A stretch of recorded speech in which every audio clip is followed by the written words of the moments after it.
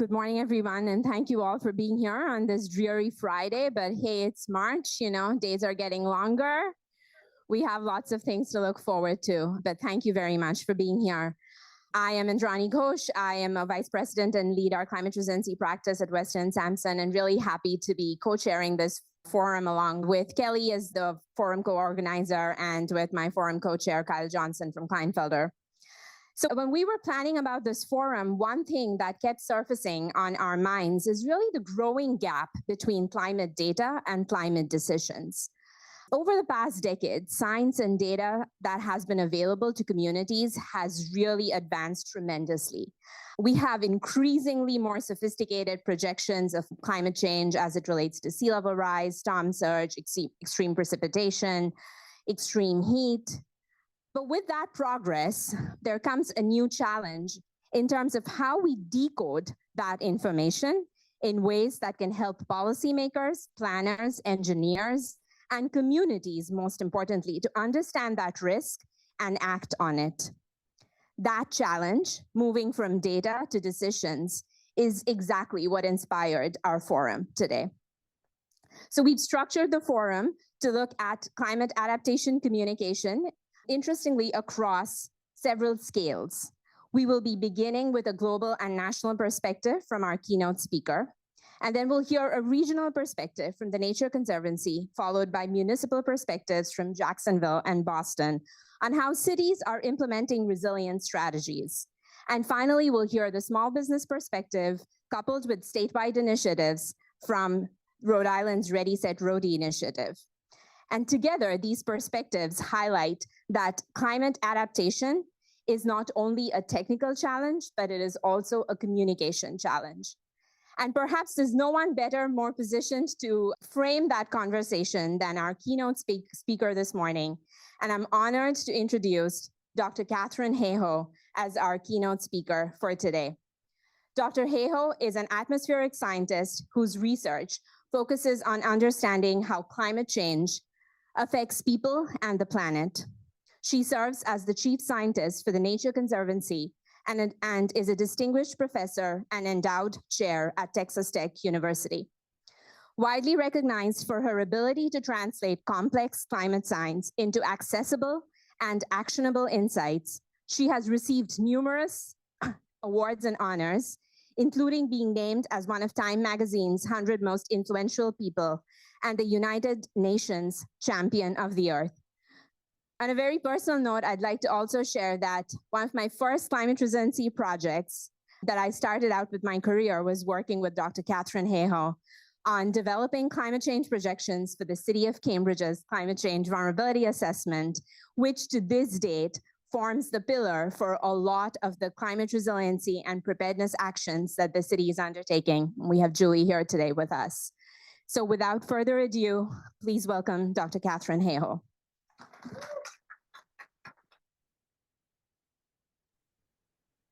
Thank you so much. It is such a pleasure to be with you here today. So for many years, I have worked with many of you probably in this room in the Boston, Cambridge, and Massachusetts area, everything from looking at how climate change will affect the viability of the tarmac at Boston Logan Airport to how climate change will affect flood risk across Cambridge, Boston, and beyond. So it's a pleasure to speak with you today about starting off the discussion at that global and national scale. And then I love how each subsequent presentation and session is going to bring it down, down, down, not just geographically, but also by sector and by interest. So as we get started, we're going to do some Q&A, and because people are listening online as well as people being here in the room, I'm going to take the questions online as we go along. So as we go along, you can put in your questions, and at the end, you can upvote the ones that you're most interested in, and we will get to, oh my gosh, it's getting really sunny here, as you can see, and we will get to the questions that are of most interest. So I'm going to go ahead and share my screen with you so you can get the QR code. Just 1 second here. Goodness, there we go. It's earlier in the morning here. I'm on Central Time, so it gets very sunny. I'm going to go ahead and share my screen with you. Here we go.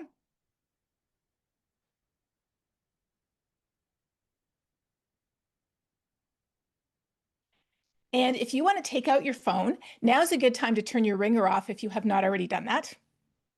So go ahead and turn the ringer off. Scan the QR code. If you are listening online, I think Jackson's going to put the link in the chat, or you could even type in pollev.com/Catherine. pollev.com/Catherine. I encourage people generally not to type it in though, because you have to spell it with 2 A's.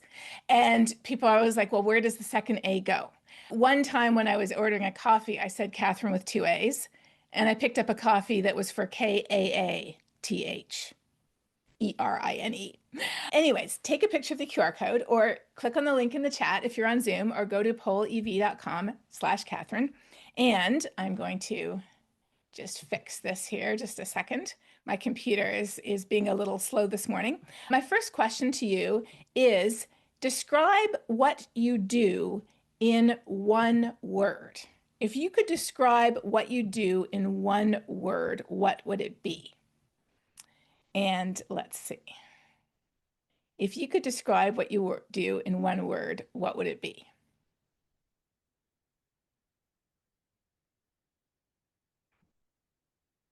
Here we go. Just a second here.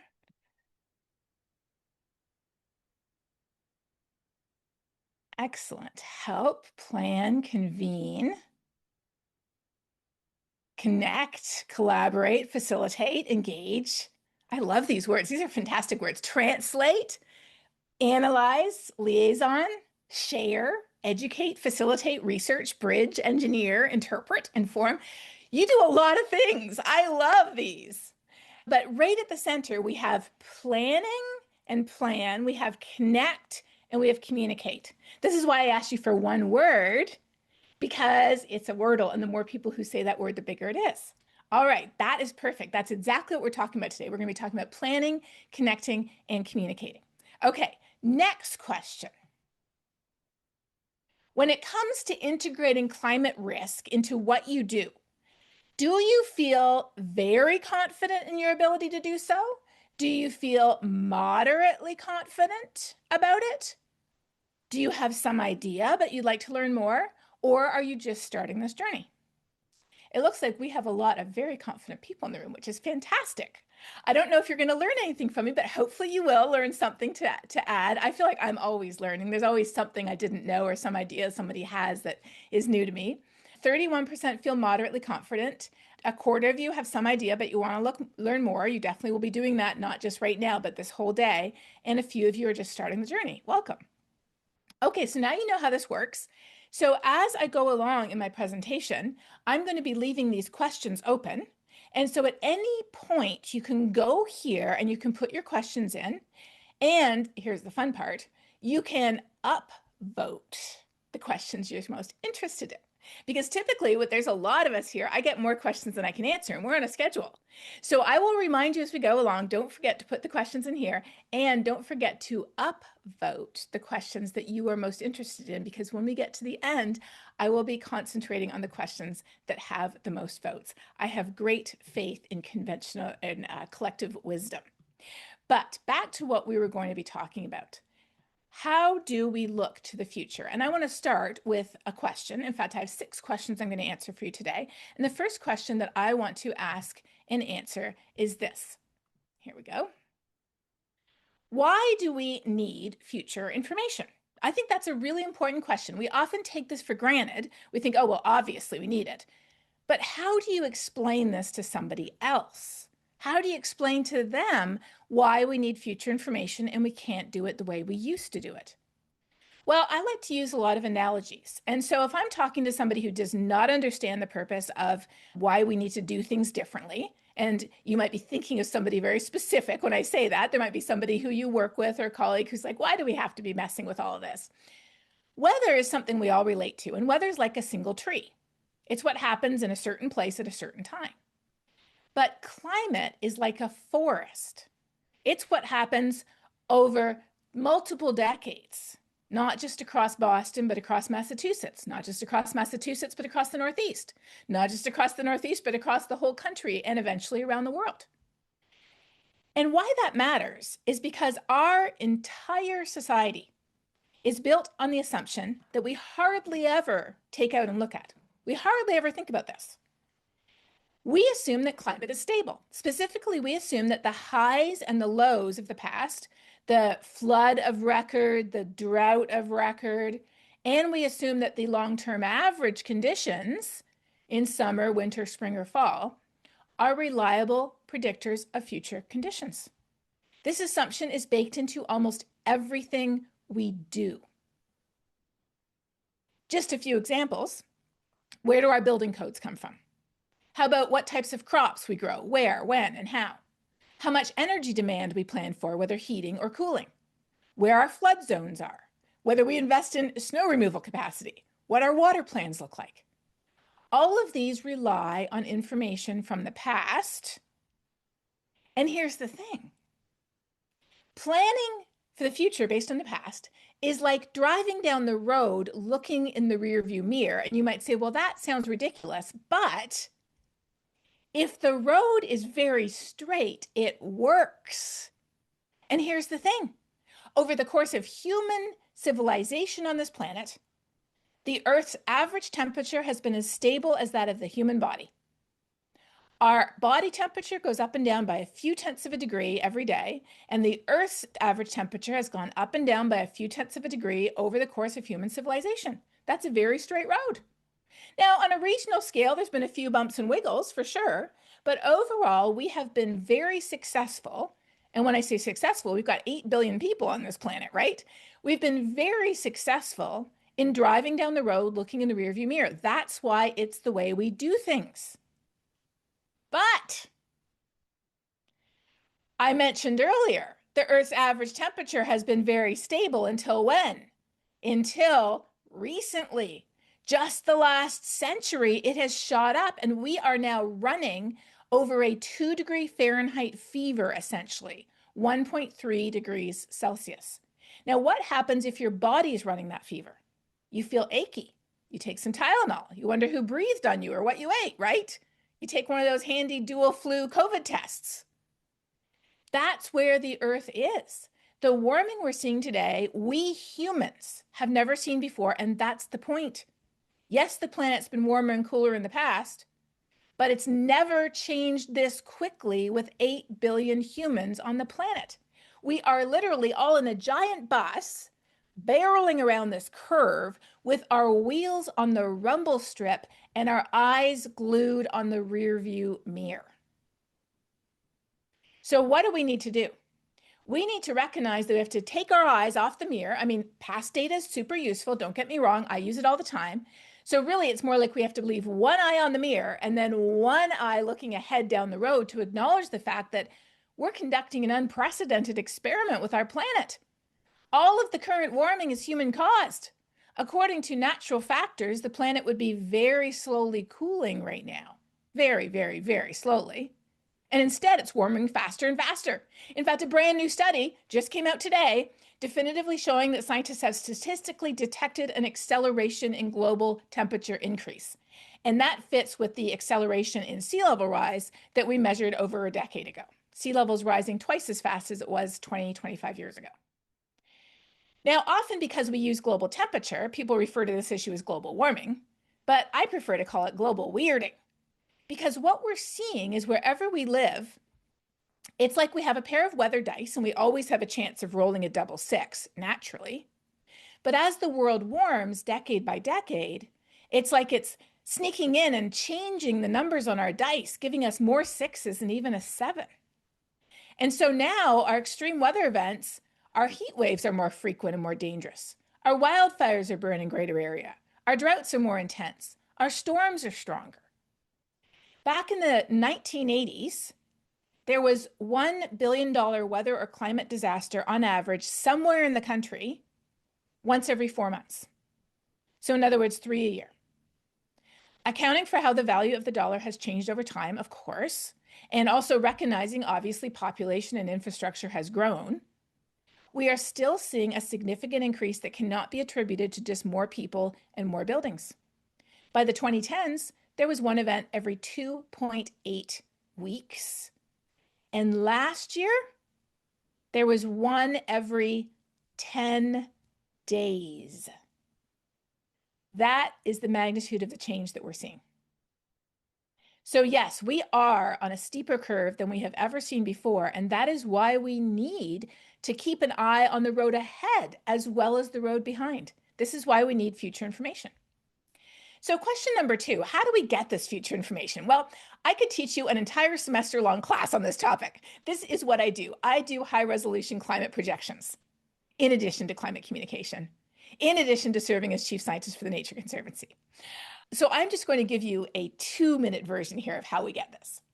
So what we do is we put everything we know about physics, chemistry, and ecology into these really, really enormous numerical models. And what they do is they divide the world into smaller and smaller and smaller boxes. The more powerful the computer we have, the smaller the boxes. The smaller the boxes, the more precise the information. And then we ask what if scenarios. What if humans do this? What if we do that? What would happen to the Earth? Why do we do this? Because we don't have another Earth to experiment on. And we're already doing a very bad job experimenting with this one. So these global models, though, are still too coarse to really give us any better information than at the regional scale today. So what I often do is I work with combining observations with global model output to get very precise information for weather stations like Boston Logan Airport, for example. I work with many different types of climate models that all have different names. All of the names are impenetrable acronyms, all of them. And what do these acronyms refer to? They refer to the lab that developed them, and then they also refer to the version of the model often. So MPI is the Max Planck Institute in Germany, and ESM is their Earth system model. You don't need to know that. All you need to know is that each of these models is like a separate planet Earth orbiting the sun. They all have different patterns of natural variability. They'll have El Niños in different years. They'll have heat waves in different years. But when you look at the ensemble of all the models together, that gives us the closest to reality. But putting aside all of that scientific uncertainty, the biggest thing we've learned from climate modeling is that we're the biggest source of uncertainty. Why? Because we're the ones causing this unprecedented change in climate. It is being caused by humans. So what we use these models for primarily is to put scenarios into them that say what happens depending on the choices we make. We need these scenarios because we cannot predict human behavior. I can't make predictions of what humans are going to do. If I would, I'd be doing it on the stock market, right? I wouldn't need to apply for grants. And here's something really important. We do it because understanding the consequences of our choices can inform change.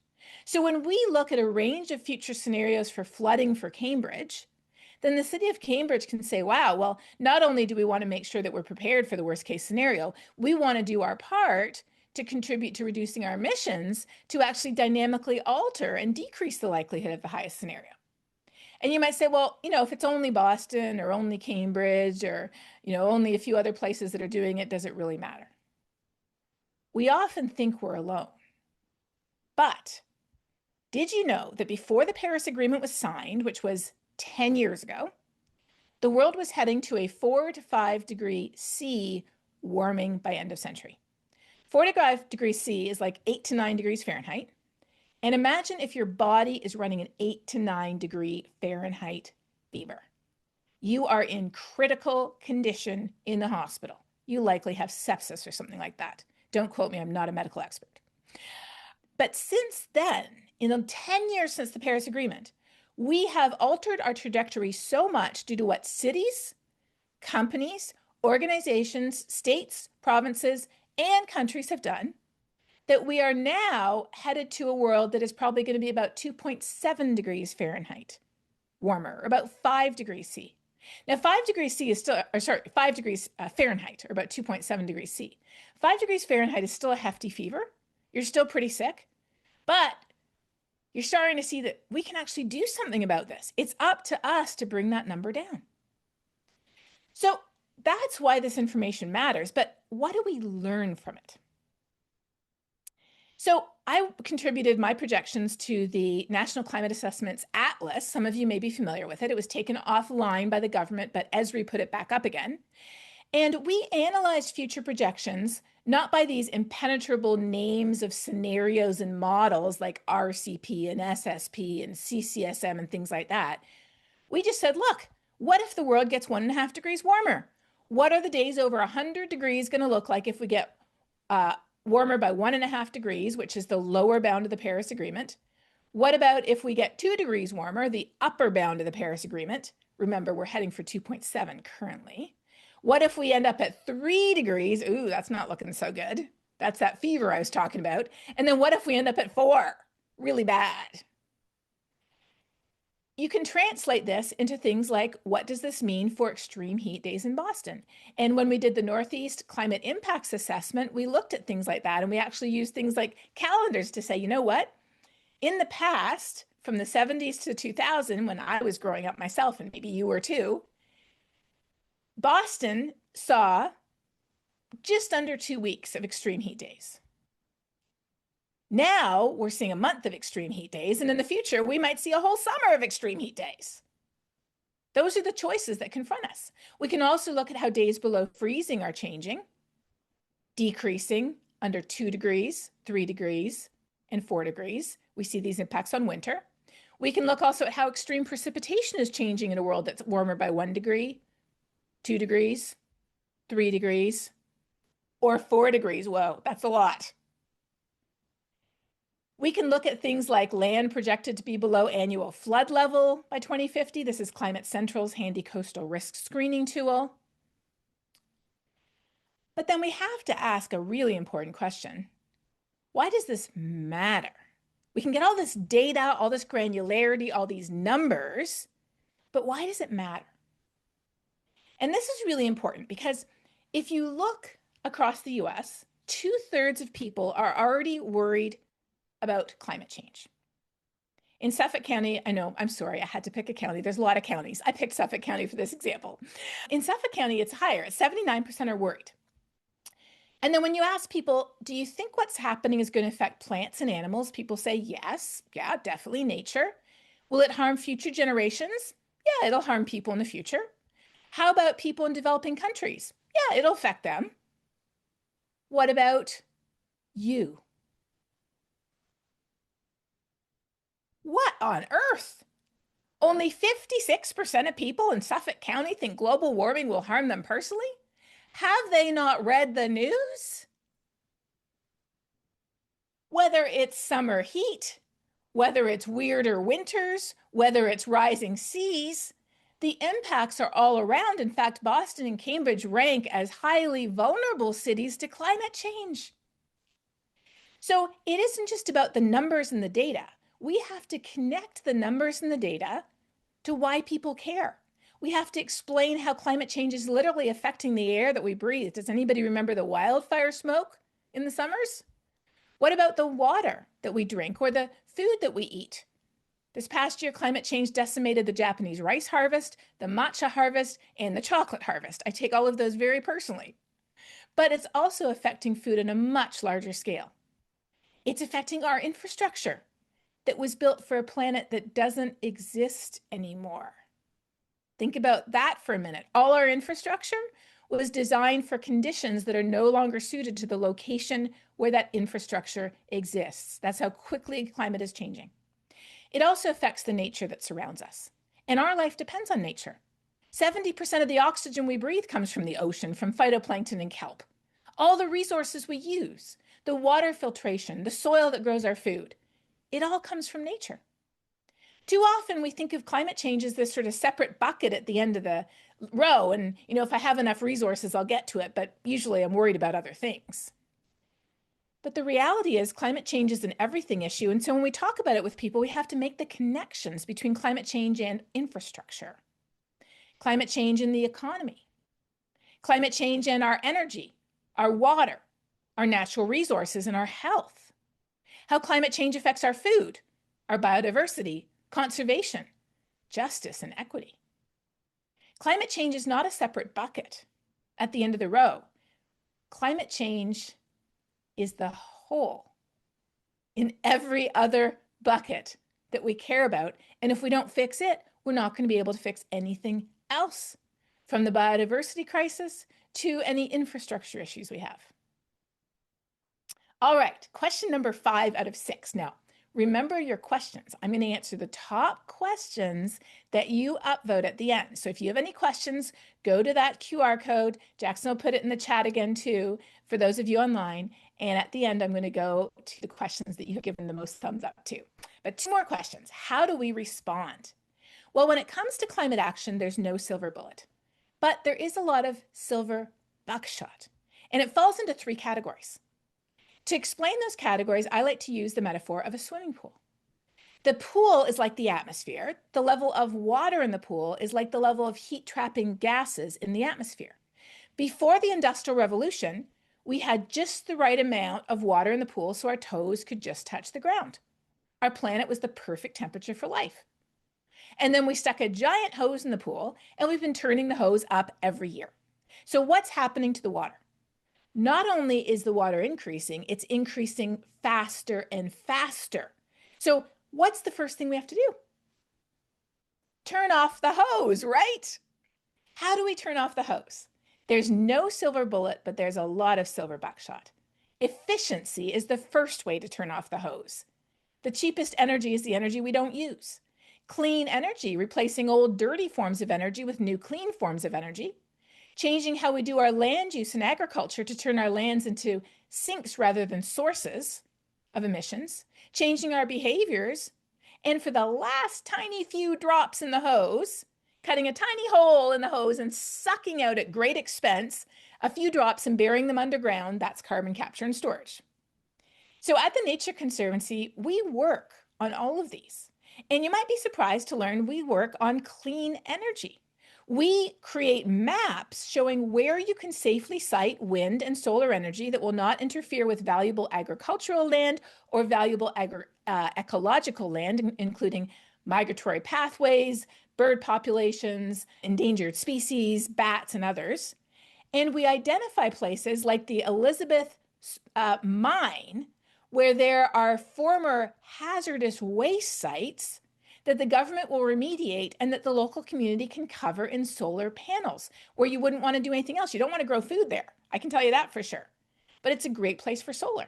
So the Nature Conservancy just put out a state policy roadmap just 2 months ago, helping state legislators figure out where to quickly and safely build out clean energy in a way that supports nature as well. We're also doing a lot of work with agri-solar, for example, combining agriculture and solar and other things like that.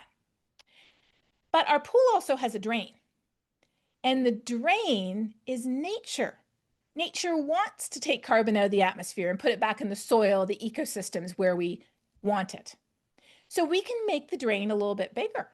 Not enough to make up for the hose, but at least 20-25% of the hose if we really work at it. How? By protecting our ecosystems, restoring ones that have become degraded, regenerating the ones that have disappeared, climate smart agriculture, and for the last few drops down the drain, the very expensive technological approaches like direct air capture. Net zero is simply when the hose equals the drain. So, of course, at the Nature Conservancy, we do a lot of that. And in the Northeast of Massachusetts, a big way to help take and keep carbon out of the atmosphere is through investing in blue carbon. Blue carbon is carbon that is stored in marine ecosystems like tidal marshes, seagrasses, kelp, and more. They're essential for biodiversity. They're essential for protecting coastlines, but they're also essential for climate. And they're threatened by coastal development, by unsustainable aquaculture expansion, by pollution. So in Massachusetts alone, the Nature Conservancy is protecting almost 9 million acres of marine area, 5,700 acres of critical coastal habitat, and supporting the sustainable livelihoods of 500 fishermen. Those are our goals by 2030. There's one more thing we have to do, though. The water's so high for some people, their toes don't touch the ground anymore. We have to learn how to swim and help other people learn how to swim, and that is adaptation. Adaptation can be adapting our infrastructure for the future, using technology to help us prepare, investing in nature to make our cities and infrastructure more resilient, and even investing in people so that we're prepared for what's to come. This is the field I work in, adaptation. And for many years, I was a principal investigator for the Infrastructure Climate Network based in New Hampshire. We worked with Indrani, we worked with many of you at other organizations throughout the Northeast, bringing together engineers, planners, scientists, and more to talk about how to make our infrastructure more resilient in a changing climate. We can also use technology with early warning systems and citizen science systems to make us more resilient. We can use nature to make us more resilient. Green infrastructure for flood control, coastal marshes that protect us from storms, green spaces in cities that keep us cool during heat waves. Don't underestimate trees. They can keep us over 10 degrees Fahrenheit cooler than we would be otherwise during a heat wave. And I love how one of the partners of the Nature Conservancy in Massachusetts is this municipal vulnerability preparedness program, where just about every single city and town is part of this, planning for the future. Climate risks should be considered core business risks. Companies and cities and towns, I would say, that identify and act on risks now will not only have a better chance to survive, but to thrive. It just makes sense. And it saves money. Clean energy saves money. Investing in nature saves money. It really is an economic choice as well as a sustainable choice. So now we're on to our very last question, and then I'm going to take a couple of questions for you. What gives you hope? I had to ask this because this is the number one question I get. So I want to briefly give you my answer to this question, and then I'll take your questions. We often assume we're worried about this issue because we think about it all the time. We assume most other people aren't worried. And they should be worried, so I'm going to make them worried. Have you thought that? Well, here's what the data says. The data actually says that even in the US, the majority of people are worried. 79% of people in Suffolk County are worried, but they don't know what to do about it. In fact, 50% of people across the US feel hopeless and don't know where to start, and only 8% are activated. Well, if that's the case, then what do we need to get them activated, right? It turns out it's something so simple, we often skip right over it. We are not talking about it. Across the US, only 36% of people talk about it even once in a while. In Suffolk County, about half the people talk about it once in a while, but that's not good enough. What do we need to talk about? We need to talk about the data and the facts, yes, but we also need to talk about why it matters, the heart. And we can't stop there. We also have to talk about what we are doing and what we can do about it, the hands. So this is my model for effective climate communications: head, heart, and hands. The hands are especially important. What's happening and why does it matter? Because this is just a little bit of research, fun research I wanted to show you by Teresa Myers and others from Yale and George Mason. When they talked about solutions is the green bar here. This is talking about the scientific consensus, orange, the causes of climate change, blue, the impacts of climate change, yellow, and the solutions, green. Talking about the solutions, decreased anger, decreased sadness, decreased fear, and increased hope. So where do we find hope? We find hope in talking about how solutions for climate and nature give us cleaner air and cleaner water. Don't we want that? They protect us from disasters. They create healthier ecosystems and food systems. They give us energy that's more affordable. They reduce inequalities. They make our cities safer. They give us a better world. These are all things that we want. So to end with the words of Greta Thunberg, she said once, "The one thing we need more than hope is action." Because once we start to act, hope is all around us. So where do we find hope? We find it in what each of us are doing, and how do we share that hope with others? We use our voice to share what's happening, head, why it matters, heart, and most of all, what we are already and what we can do about it, hands. Thank you.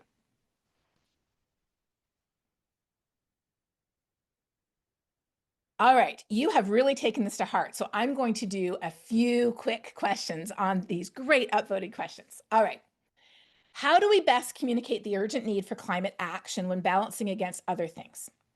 We do not have the luxury, typically as individuals, as organizations, as cities, as states, to make decisions based on one issue. We have to look for solutions with the most wins. And that's why I love a lot of our nature-based solutions at the Nature Conservancy, which Emma's going to talk about right next. Because when it comes to nature-based solutions, there are solutions for health, there's solutions for the economy, there's solutions for people's safety and well-being, and there's solutions for climate and biodiversity all at the same time. We have to look for those solutions that are win, win, win, wins to get the most people at the table. And trust me, we are nowhere near maxing out on the triple or quadruple wins yet. We have a long way to go before we have to actually answer that question. How do we communicate complex climate issues?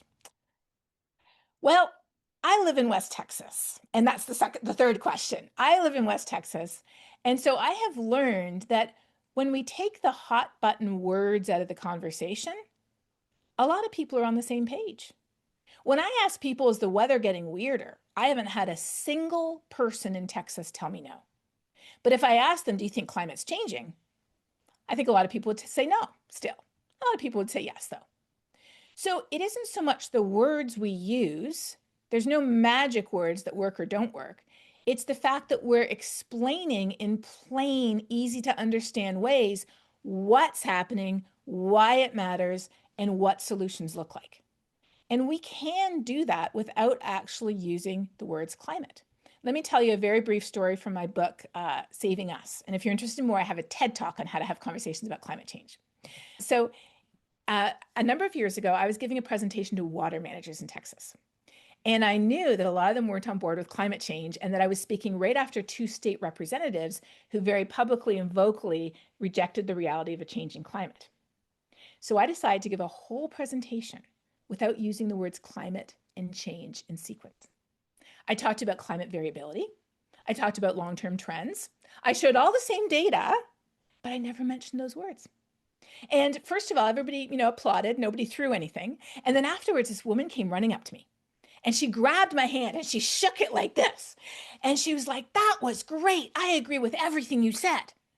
And then she said, but those people who talk about global warming, I don't agree with them at all. But this makes sense. So that's the power of meeting people where they're at, of speaking in plain language about using words like flooding or water or heat, talking about why it matters to your health or your kids or your insurance rates, and then talking about solutions that bring in as many different aspects of equity, education, health, local economies, anything else. Bring all those people to the table and figure out what solutions can address the maximum number of issues at the same time. And then you've got this huge group of people who are all ready to go. Thank you so much. This has been phenomenal. And I'm very excited for you to hear more about how this is exactly what the Nature Conservancy does. We filter our solutions by how many different issues can we address with these solutions, and how many different stakeholders and practitioners and community members can we bring to the table. Thank you.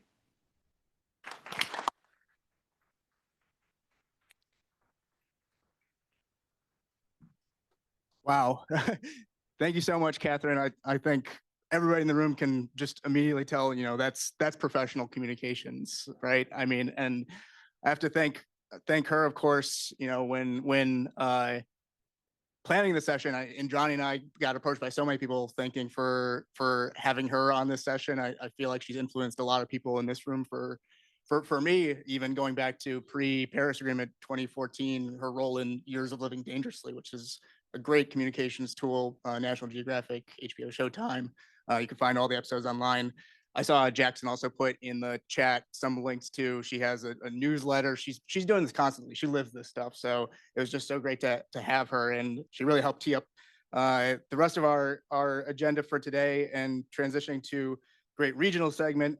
Our next speaker, who a lot of folks in this room already work with and are well networked with, Emma Gildesgame, is the Climate Adaptation Director for the Nature Conservancy in Massachusetts, where in this role, she collaborates with communities and stakeholders to co-develop and implement equitable nature-based solutions that benefit people in nature at a pace and scale that match the urgency of climate change, taking a holistic, people-centered approach.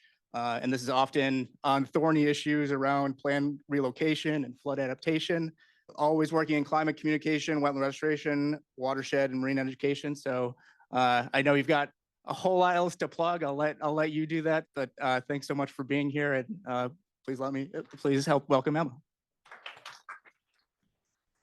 Thank you so much.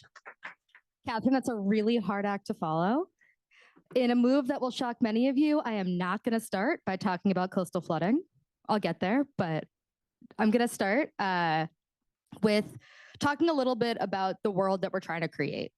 But first, I'm going to hang out for a second. Wait, oh, right, I have to find my clicker. Right, that's on me. There we go. Talking about how we define data. So we just heard Catherine talk about a lot of really important global scale data, downscaled to the regional level. But there's also a lot of other data that will never get captured in one of those large scale models. And that data and capturing that data is really important for actually making sure that we can create the world that we're trying to make. Because to adapt to climate change, we have to change a lot of how we work. We have to figure out new partnerships. We have to build better systems because, as Catherine was talking about, our systems are based on a world that isn't going to look the same in the future as it has in the past. And this is really, really hard because the future is this squishy thing that's not real, right? It's really hard to vision a future that looks different than our present. And so we are all in our daily work trying to figure out how do we build that better future. And a lot of times, most of the time, I would argue for most of us, that's based in science. So how many of you have sat in a room like this where you've had data that you've tried to, or that you've needed to communicate to people about a project that you're doing? If you're in the room, raise your hand. If you're in the virtual space, either raise your hand or just like send emojis, reactions out into the world. Okay, there's a lot of people with their hands up. Keep your hands up for a second. Raise your hand if while you're doing this, you have ever looked out at a sea of blank faces, looking at their phones, looking out the window. Very few hands came down. There's a couple of apparently amazing climate communicators in here, but the hands are still up. And keep your hands up if that kind of blah reaction to your data has directly impacted the outcomes of the work that you're trying to do. Hey, look, most of the hands are still up. And there's lots of thumbs ups online. And this is because data is squishy. It's really hard to take a bunch of numbers on a screen and make it real in our lives. And so everything that I'm about to talk about is how, for better engagement, for better outcomes, to bring more people into creating the solutions that we desperately need to create a better, more climate adapted future, we have to get data to go in multiple directions. We have to have multiple directions of information flow. And this is especially important when you're working at regional scales, because you might be working at a region that people don't necessarily identify as being part of. You might be working at a region that's big enough that people don't necessarily see their own homes and their own backyards in that region. And so I'm going to start by talking about the Merrimack River Conservation Planning effort, and then I'm going to go to my favorite topic, which is coastal flooding. And so this is a 2014 plan that the Merrimack Conservation Partnership used to guide their work. The partnership is a group of more than 30 land trusts, nonprofits, agencies, and other organizations that really were focused on land conservation. So these darker colors are places that they said, these are the top priorities where we need to do land conservation to make the Merrimack River, which if you're not familiar, it's consistently rated one of the top 10 most imperiled rivers in the US, which is not a great accomplishment. We don't love that. But their plan basically said, here's where we need to work in order to make things better in the Merrimack. The challenge here is the cities, the developed areas were completely grayed out. So if you're not familiar with the Merrimack, it covers everything from incredibly rural, big open forest tracts to some of the most densely populated cities in Massachusetts and New Hampshire, many of which still really bear the legacies of the Industrial Revolution. And so the partnership knew from the beginning that they needed to include the cities, but they didn't quite know how. And so they asked the Nature Conservancy to come in and help them figure out how to bring the cities into the solution. And so the goals were to prioritize places with multiple potential benefits. So where can we work so that we can help make things better for nature, for people, so that we can all have a more climate resilient future? They knew that coming in and saying, we're going to make things better in your city wouldn't accomplish anything unless we actually knew what people in those cities wanted and cared about. And they really wanted to expand the types of projects away from really a pure focus on land conservation. And so we had these 4 themes. We were thinking about wildlife and working lands and water resources. All of those, we felt like we could do a pretty good job with really traditional data. The community climate resilience is what I'm going to focus on now. This whole talk, I'm not really focusing on the specific projects. I'm focusing on the processes. I'm going to give you a QR code that gives you all the information you could ever want about any of these projects, linking to some pages that my lovely colleague Lauren helped make happen on the TNC website. But the community climate resilience page, or not page, the community climate resilience theme relied on getting data from people across the watershed. And we focused on the 4 largest cities in the watershed, 2 in Massachusetts, 2 in New Hampshire, Lowell, Lawrence, Manchester, and Nashua. And we really wanted to focus on some things that we had heard as top priorities in some initial polling that we did. So we polled 400 residents of the watershed of those 4 focal communities, and the top concerns that they were telling us they were seeing lined up pretty well with the top concerns that we were expecting to see, which were flood risk, heat, and access to green space. We worked really closely with community organizations and local leaders in each of those communities, but really what I'm going to focus on now is our direct community engagement. So we brought maps like this, which are modeled data of heat severity and flood hazards, to fairs and festivals. We did dedicated community mapping events, and we sat out at various different events under a tent, and people came by and were like, wait, what is this map? And where's my house on it? And the power of this was we weren't just saying, here's where it floods. The way that we approached this was, these are where the computer models tell us we should expect flooding. And we know the computer models are really helpful. We know that it's good data. And we know that nothing replaces you waking up in the morning and trying to drive to work to find that your street is flooded. And so we asked people to tell us where they actually experience flooding. And that led to all sorts of amazing conversations at a whole series of different events where people wanted to look and find their homes. They wanted to find their neighborhoods. They wanted to tell us about the time that it was so hot for days on end that they had to come up with a whole new ways to entertain their kids who they couldn't send outside. They wanted to tell us and engage with us and ask us questions about what we knew. And so it was a back and forth of information where we knew a lot of the really traditional data, and they knew what it was like to live in the Tower Hill neighborhood of Lawrence. They knew what it was like to live in downtown Lowell.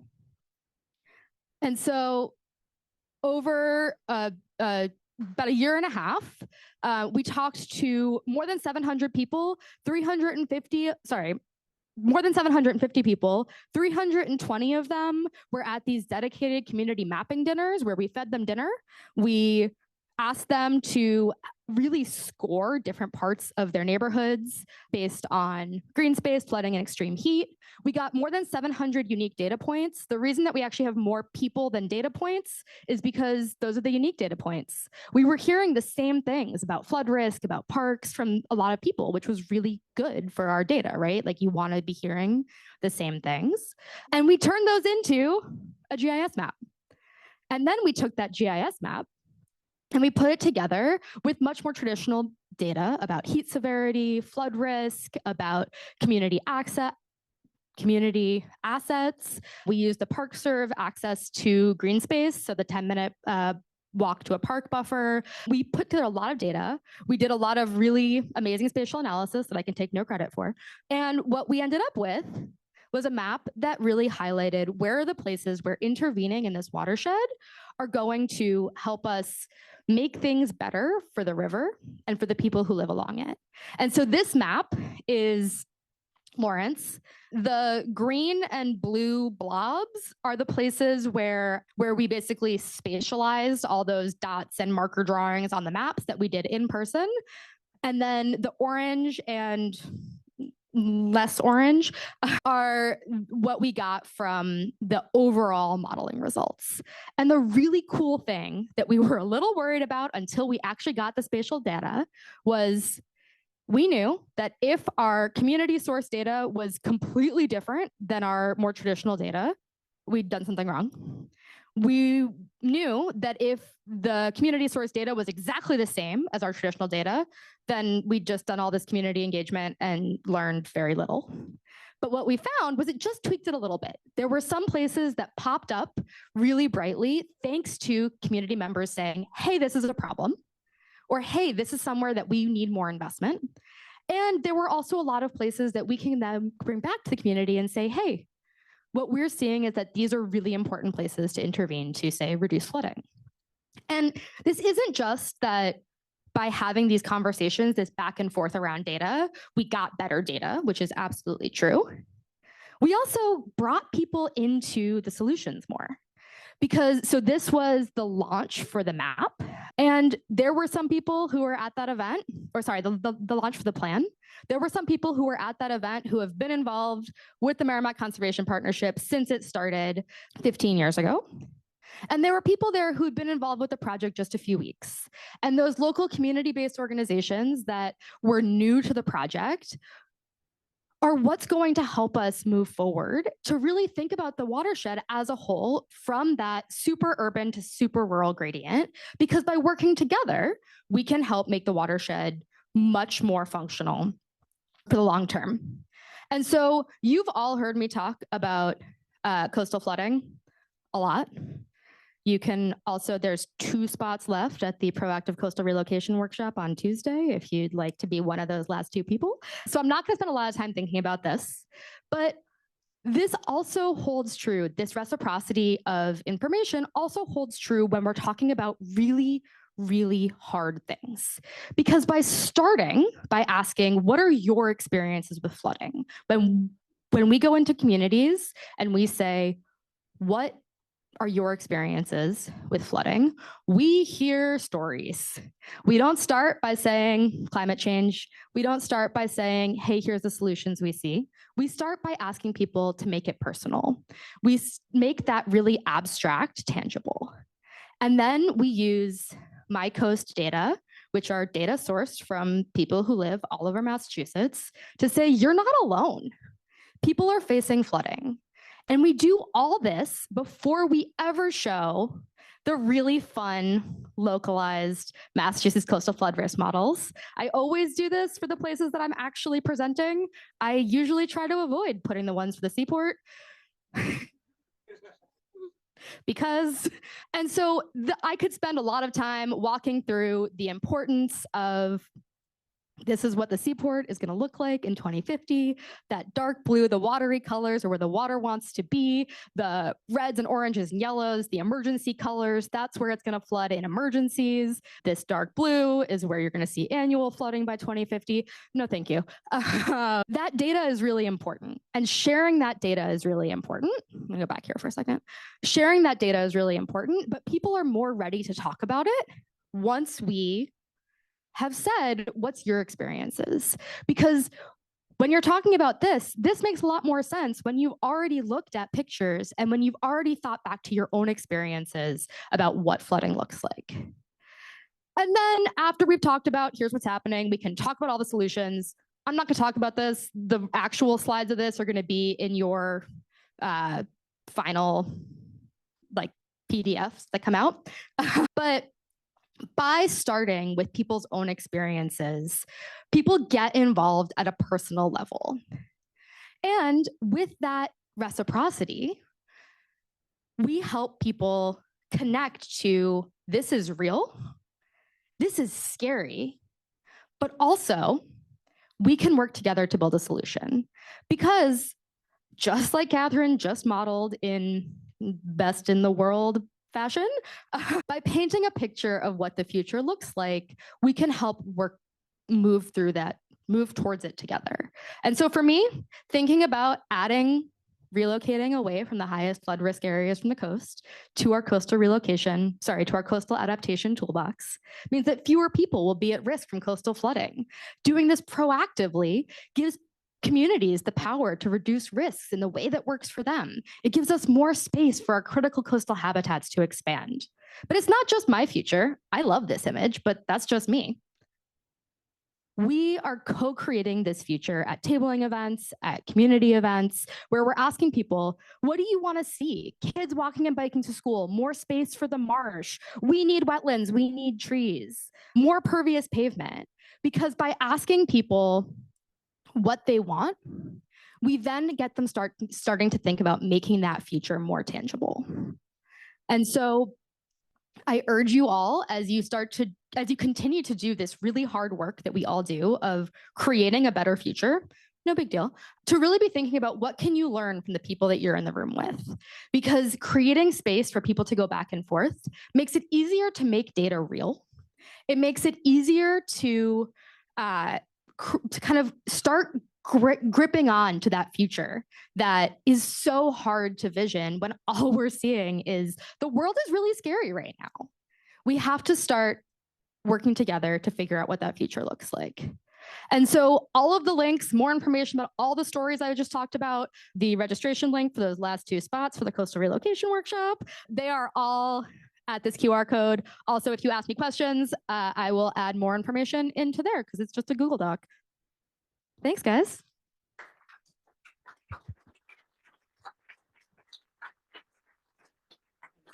I think we have time for 1 or 2 questions here before we transition to break.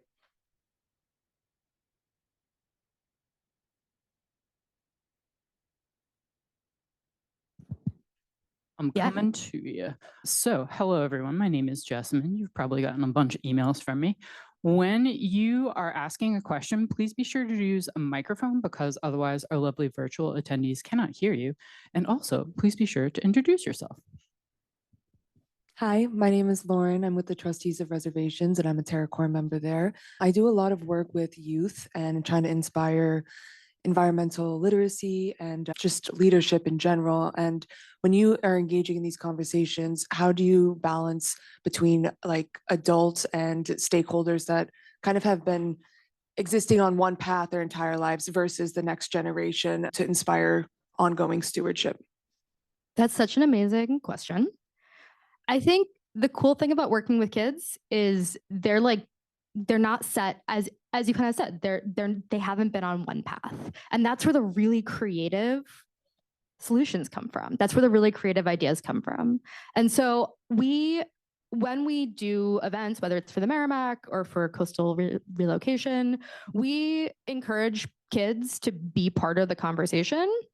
We haven't had a ton of youth engagement in the coastal relocation space, but we had a whole youth engagement arm on the New Hampshire side of the Merrimack project. And it's really about give the kids just enough information that they know where they're starting and then let them run with it and empower them to say, hey, talk to your grownups about this because sometimes grownups haven't thought about the same creative things as you may have. So encourage that creativity, give them just enough data to start with, let them run and then add more data is I think where I would go with that. One more. Ellen, I saw you first. Ellen Douglas at AECOM.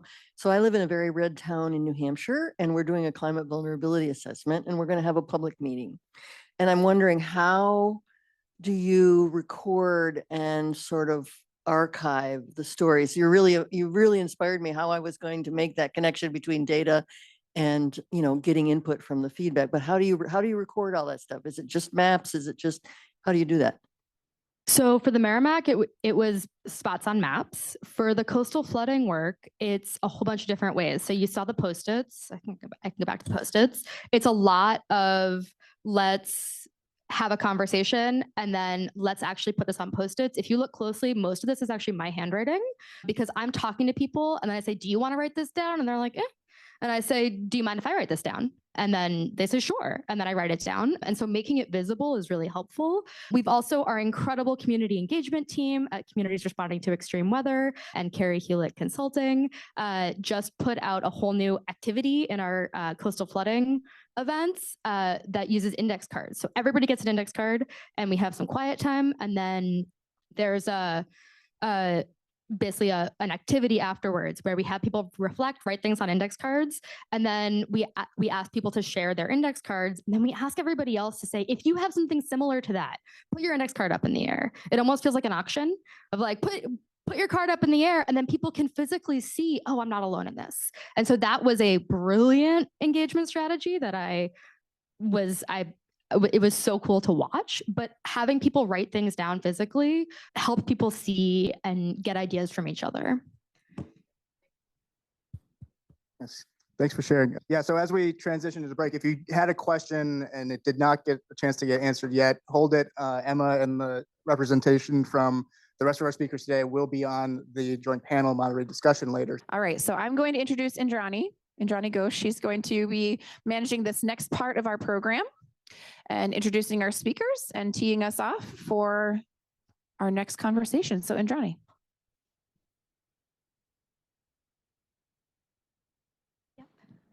Thank you, Anne. Thank you again for being here. Thank you for getting up and getting a chance to stretch and enjoy, continue your conversations that you started this morning. Such a wonderful place to be here and to see you all and be part of this really important discussion today. So far, we've explored how climate science is translated into communication at the global, national, and regional scales. So in this segment, we will move on to a scale that's more closer to our hearts here, the municipal scale, and then moving on to the small business scale. So at the municipal scale, that's where climate risk becomes very real, because that is the scale where we're shaping our decisions on infrastructure, on land use, on investments, and community resilience. So we're very fortunate to have two leaders who are working on these challenges every day in very different contexts, yet very similar synergies. So first, we'll hear from Anne Coglianese, Chief Resiliency Officer for the City of Jacksonville, Florida. And thank you very much for being here in person today. In this role, Anne leads resiliency initiatives that help Jacksonville adapt and thrive in the face of both acute shocks and long-term stresses. Prior to joining Jacksonville, she served as Coastal Resiliency Manager for the City of New Orleans, where she implemented nature-based solutions to address sea level rise and coastal land loss. Earlier in her career, Anne worked at the White House Council on Environmental Quality, contributing to the development of national climate adaptation and resilience policies. Following Anne, we will hear from none other than Delaney Morris Landry from Boston, very close to here, Senior Climate and Coastal Resiliency Infrastructure Delivery Project Manager with the City of Boston Planning Department.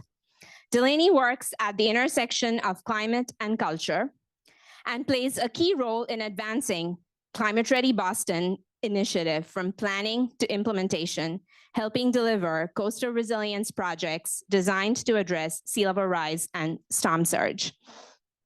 Delaney brings an interdisciplinary background spanning climate planning, urban design, and the arts, and has worked with organizations ranging from Unhabitat to cities across the United States and internationally. She holds 2 master's degrees from Pratt Institute and brings a creative, community-centered perspective to climate resilience. Anne and Delaney will share their perspectives on how cities are communicating climate risk and translating that into understanding real-world adaptation strategies. Thank you both.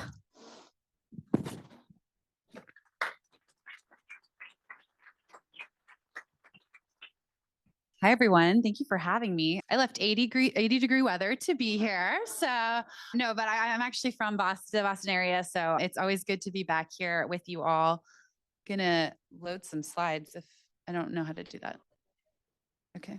Is it gonna, there we go. Perfect. Okay. Great. How many of you have been to Jacksonville, Florida? Show of hands in the room. Okay, good. A number of you. For those of you who haven't, and if you maybe don't even know where Jacksonville is, we're located in Northeast Florida. It's where the mouth of the St. Johns River is, the largest river system in Florida, empties out into the Atlantic Ocean. We have 3 beautiful beach communities and just a lot of water, which I think will be a through theme here. Anytime I talk, I always like to start with the definition of city resilience. I think resilience can be a bit of a buzzword and it means different things in different contexts. This became really apparent to me when I worked for the city of New Orleans. When New Orleans published its first resilience strategy, some residents put signs in their yard that said, "Don't call me resilient." And that word resilience had really been used to represent government's failure to adequately protect their residents. So I really keep that top of mind. City resilience is about how city systems, government systems, are set up to adapt and thrive regardless of what happens in the future. We really think about this work in the form of shocks and stressors, which I'm sure many of you have heard before.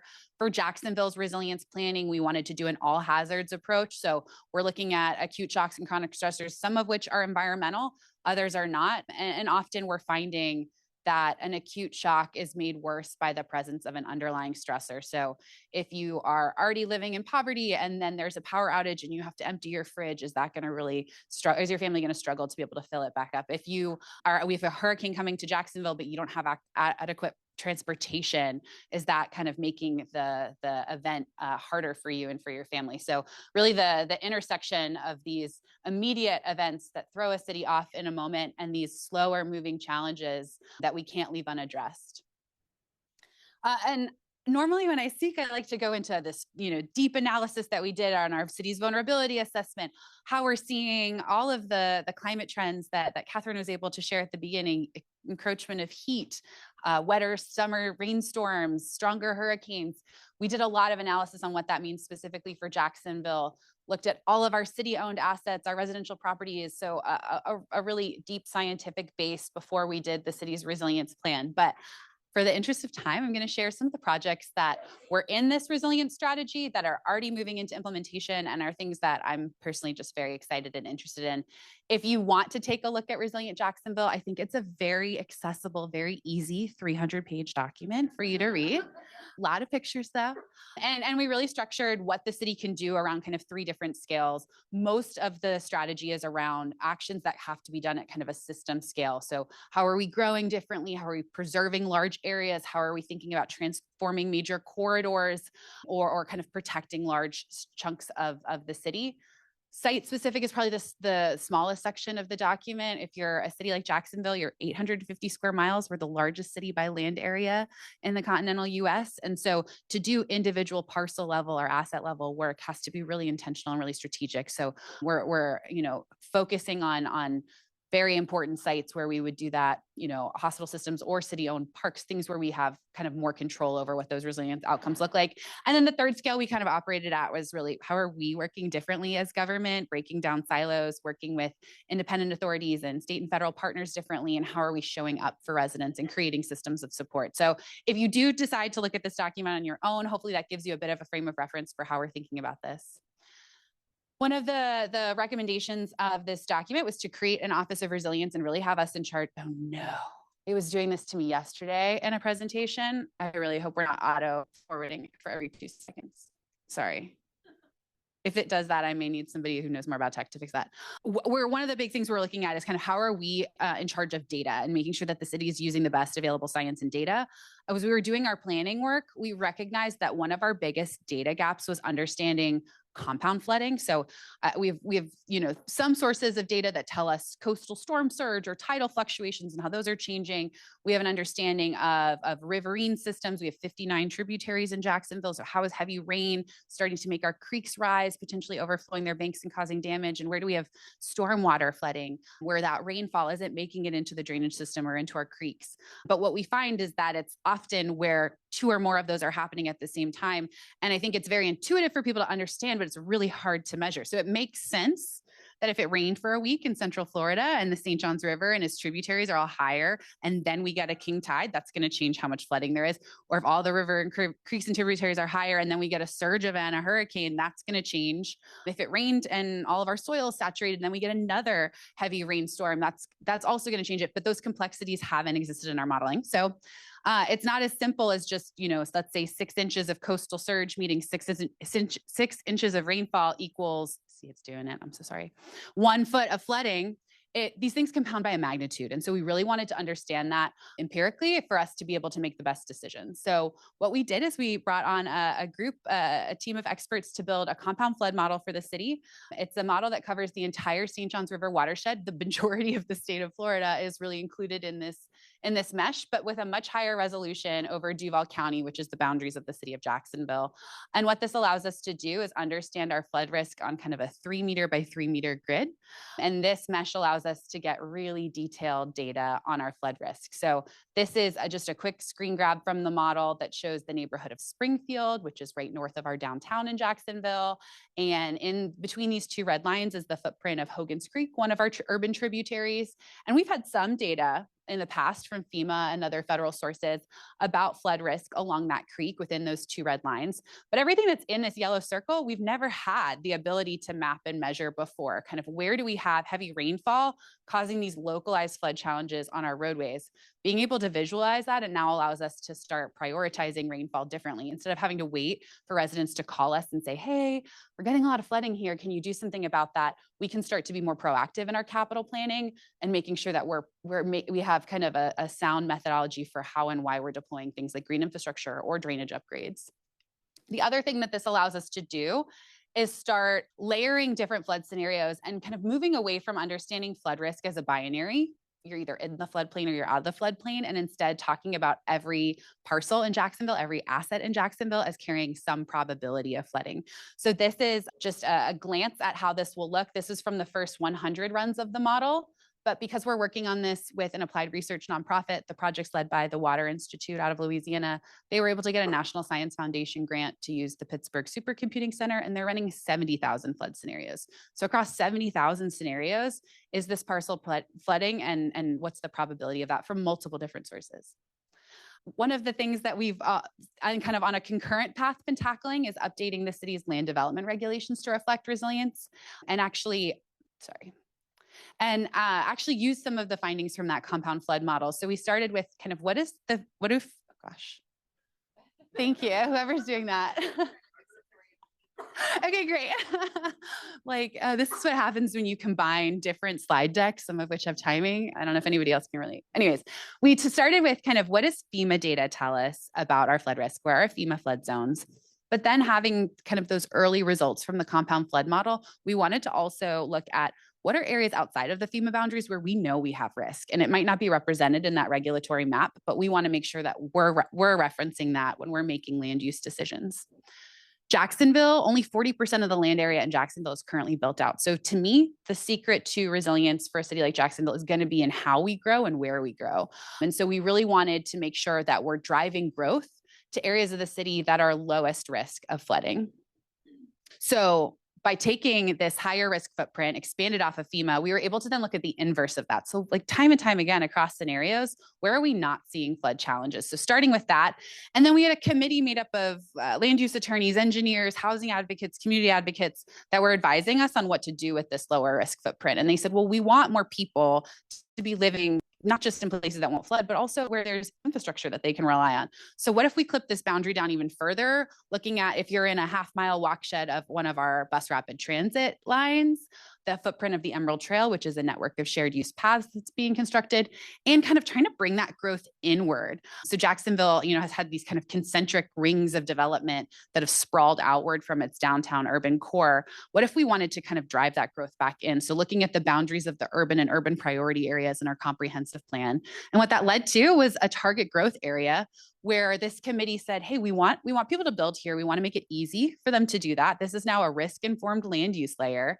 What if we offer density bonuses, height bonuses, lot flexibility, things that allow developers to make more housing, to make more profit, and all of that housing would be coming online in safe areas. And so you can kind of see, if you're looking at the left side of this image, that's a transit line, you're seeing that kind of higher height, higher density. And then as you move backwards from that, you're still getting kind of these single family neighborhoods. That character is able to remain unchanged. We're starting to use that underutilized space that we know is low risk for its highest and best land use.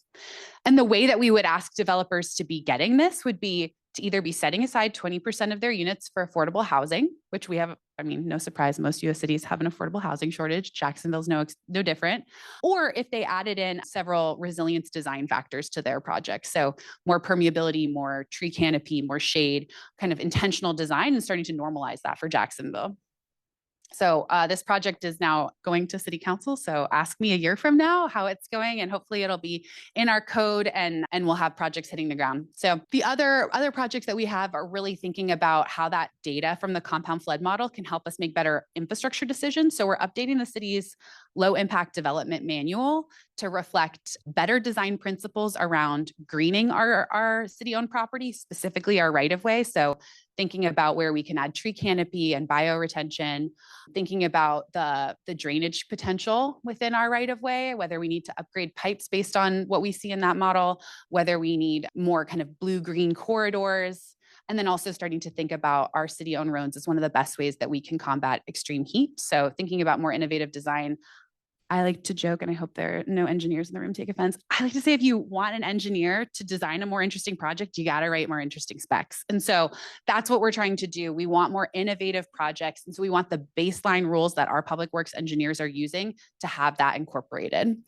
Last project I'll give you kind of some insight into. We're actually working with a team based out of Boston at Weston and Sampson. If you have questions, ask Rupsa. If you want to wave, she's got all the details on this. But we're trying to get a better understanding of how temperature could really cause infrastructure failure. So right now in Jacksonville, when we have a heat event or a freeze event, we're thinking about our unhoused population. We're opening heating, cooling centers, but we haven't really thought about what temperature kind of threshold do we have to hit, and for what duration before we have to worry about our grid failing, bridges cracking, roadways buckling, and better kind of crafting a vulnerability assessment for our city-owned infrastructure. So we've seen this, in the Midwest this summer with heat waves. We saw that in London. I think Texas is obviously a great example of what happens when you have these freak freeze events. And so looking across all of these different assets that cities rely on and starting to make sure that we have a sense of how they can be resilient to temperature.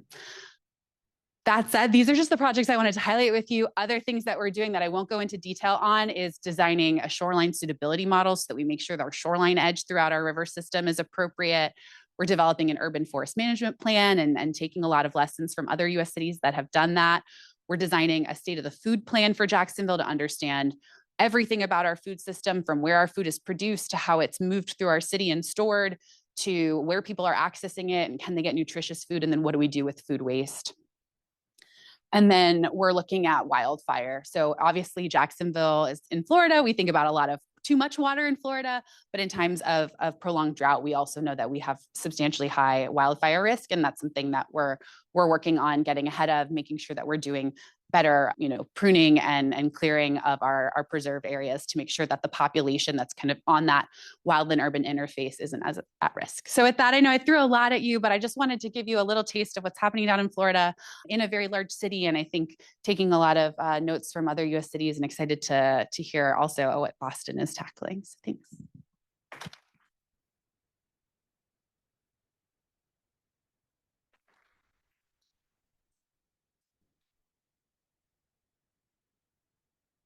Okay, I'm Delaney Morris Landry, she, her. I'm the Senior Climate and Coastal Resilience Infrastructure Delivery Project Manager, longest title ever, at the City of Boston's Planning Department.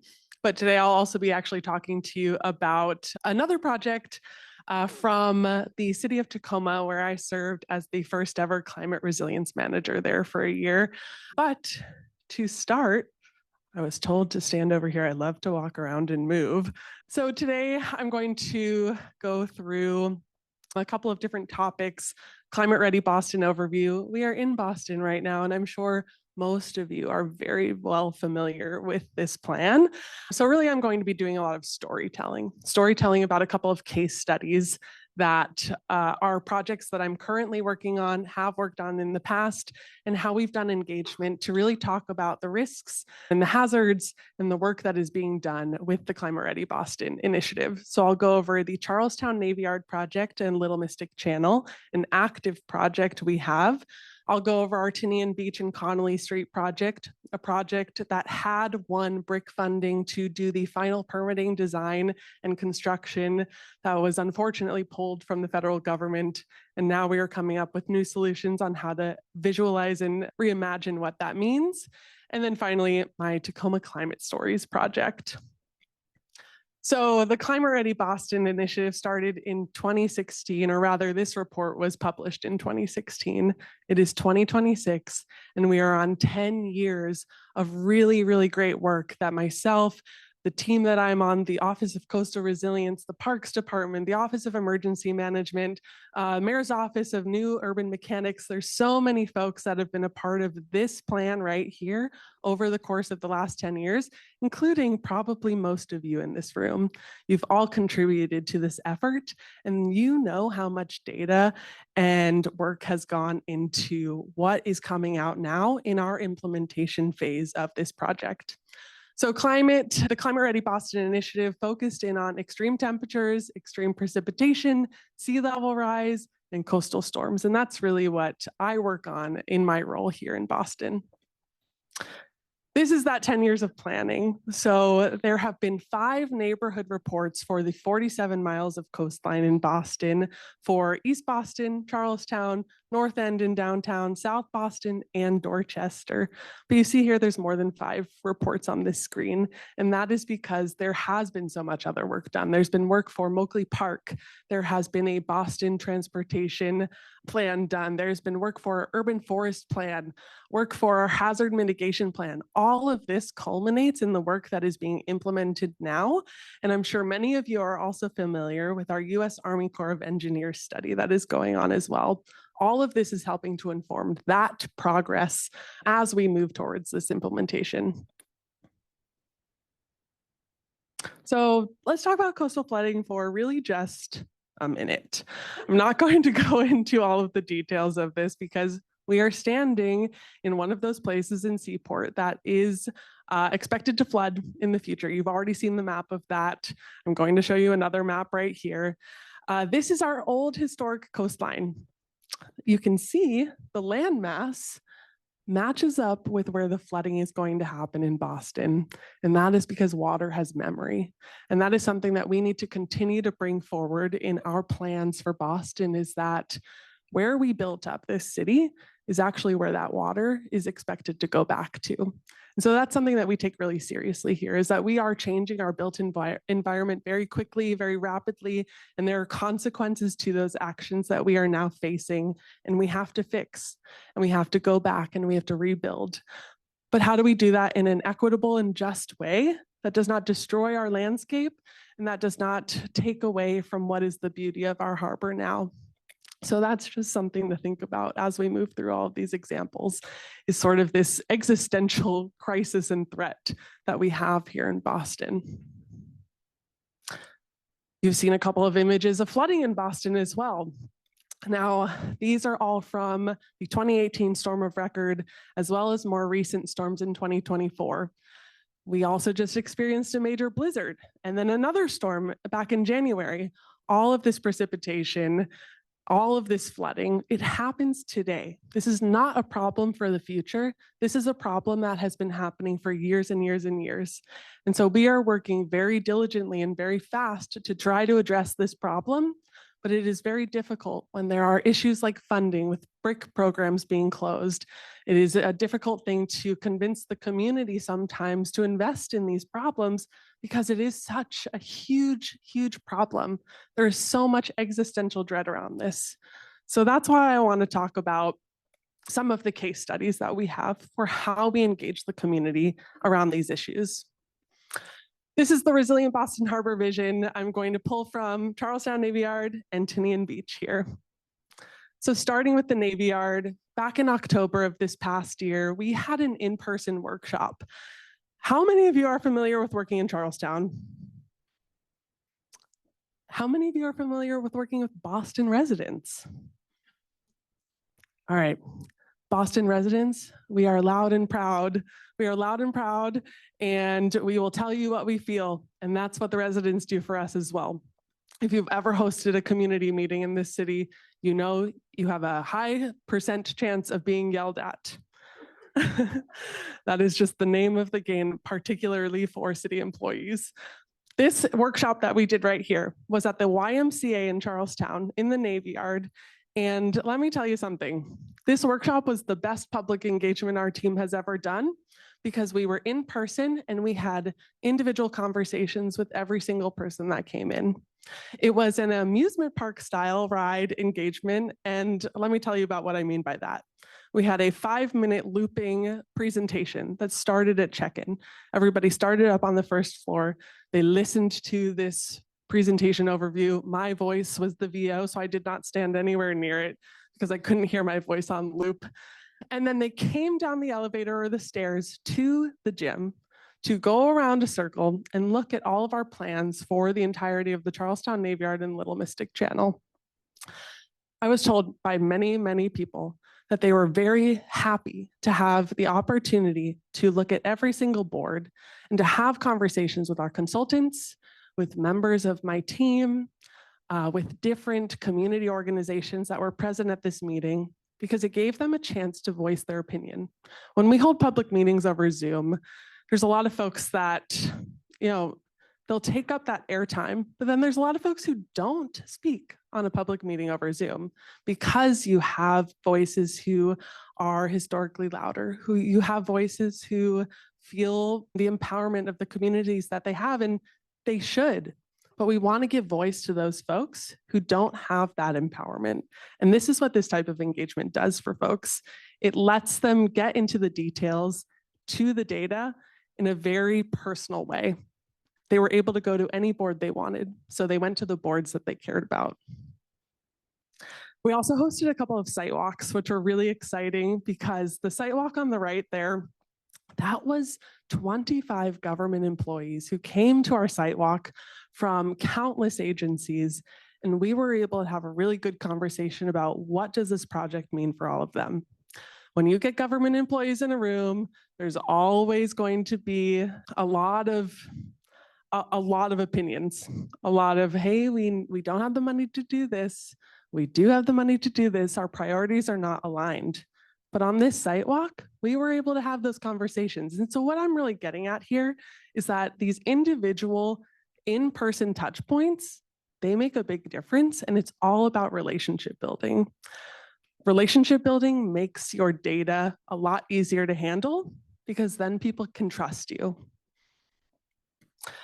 I want to talk about this Tinian Beach project a little bit.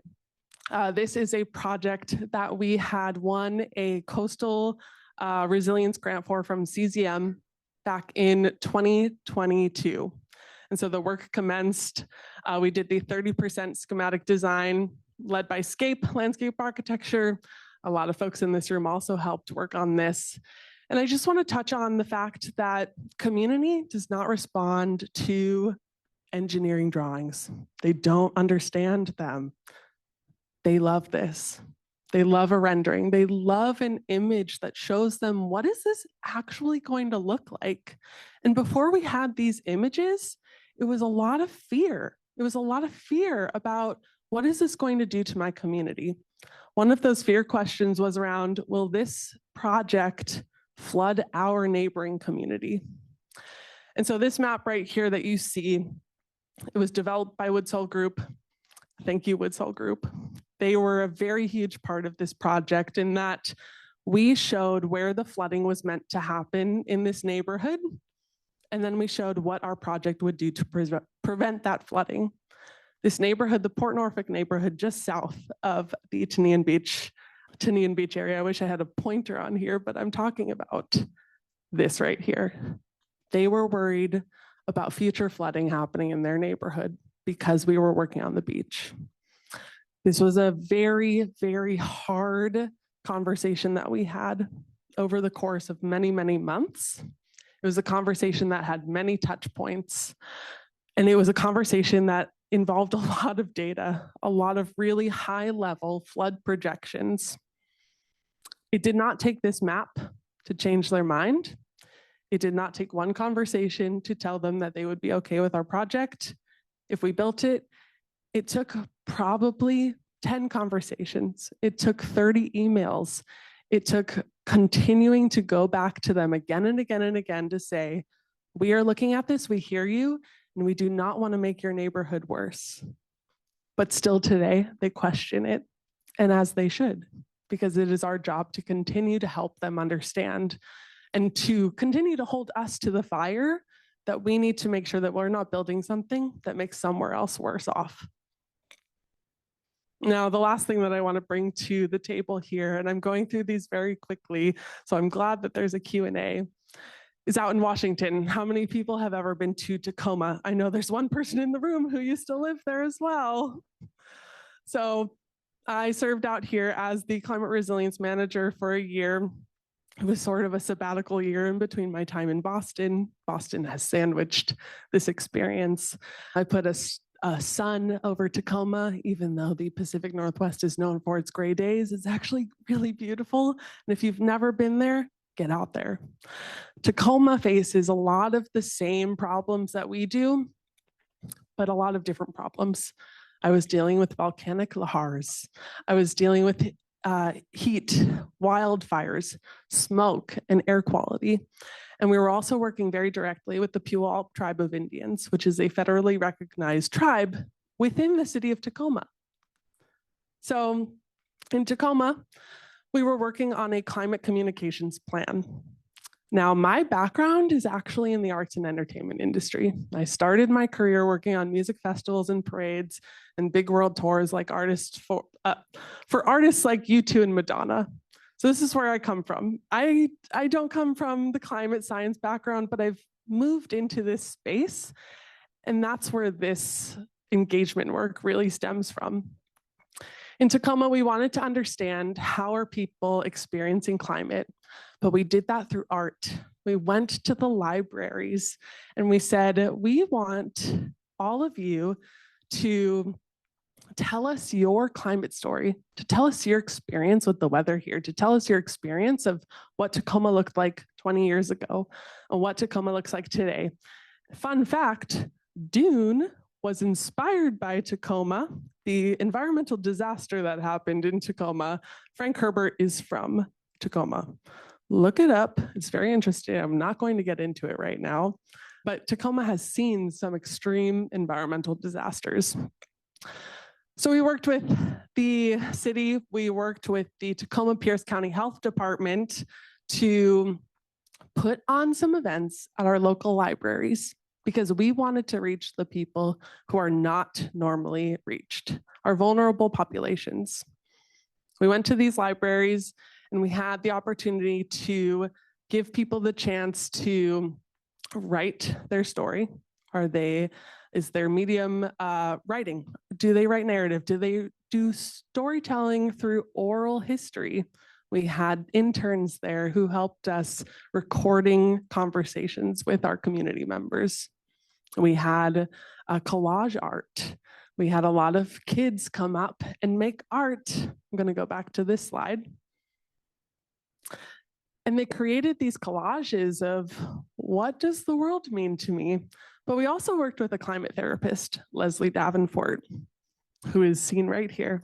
She came to our events. She had a climate wheel of emotions to understand how are we impacting folks when we're talking about these issues? Because we don't want to give them despair. We don't want to talk about climate and make them have that existential dread when they leave our events. We want them to leave with a little bit of hope. We want them to leave with a little bit of empowerment to make a difference. And so all of these engagement styles, none of it's perfect, particularly when it comes from government. So we tend to work with trusted messengers in the community. For this project in particular, we worked with a lot of local community organizations. And because we were at the libraries, we touched a lot of unhoused folks. We touched a lot of immigrant communities. We had Ukrainian immigrants coming to our meetings. We had Russian immigrants coming to our meetings because they knew someone there that was safe. And so they came to our meetings and they engaged in this work. That work has to continue. And this was happening during a time where there is an ICE immigration facility in Tacoma. And that made a really big difference in the work that we were doing here, because people don't want to talk to government right now. Of course they don't. So it's our goal, our duty to find those trusted messengers, to make this data accessible, and to not leave them with existential dread. That's where I'm going to leave you today, in just those couple of case studies, but really to say art, music, conversation, and relationship building is sometimes that in, particularly with those folks who are going to be the loudest in the room and the ones who are the quietest in the room too. Thank you.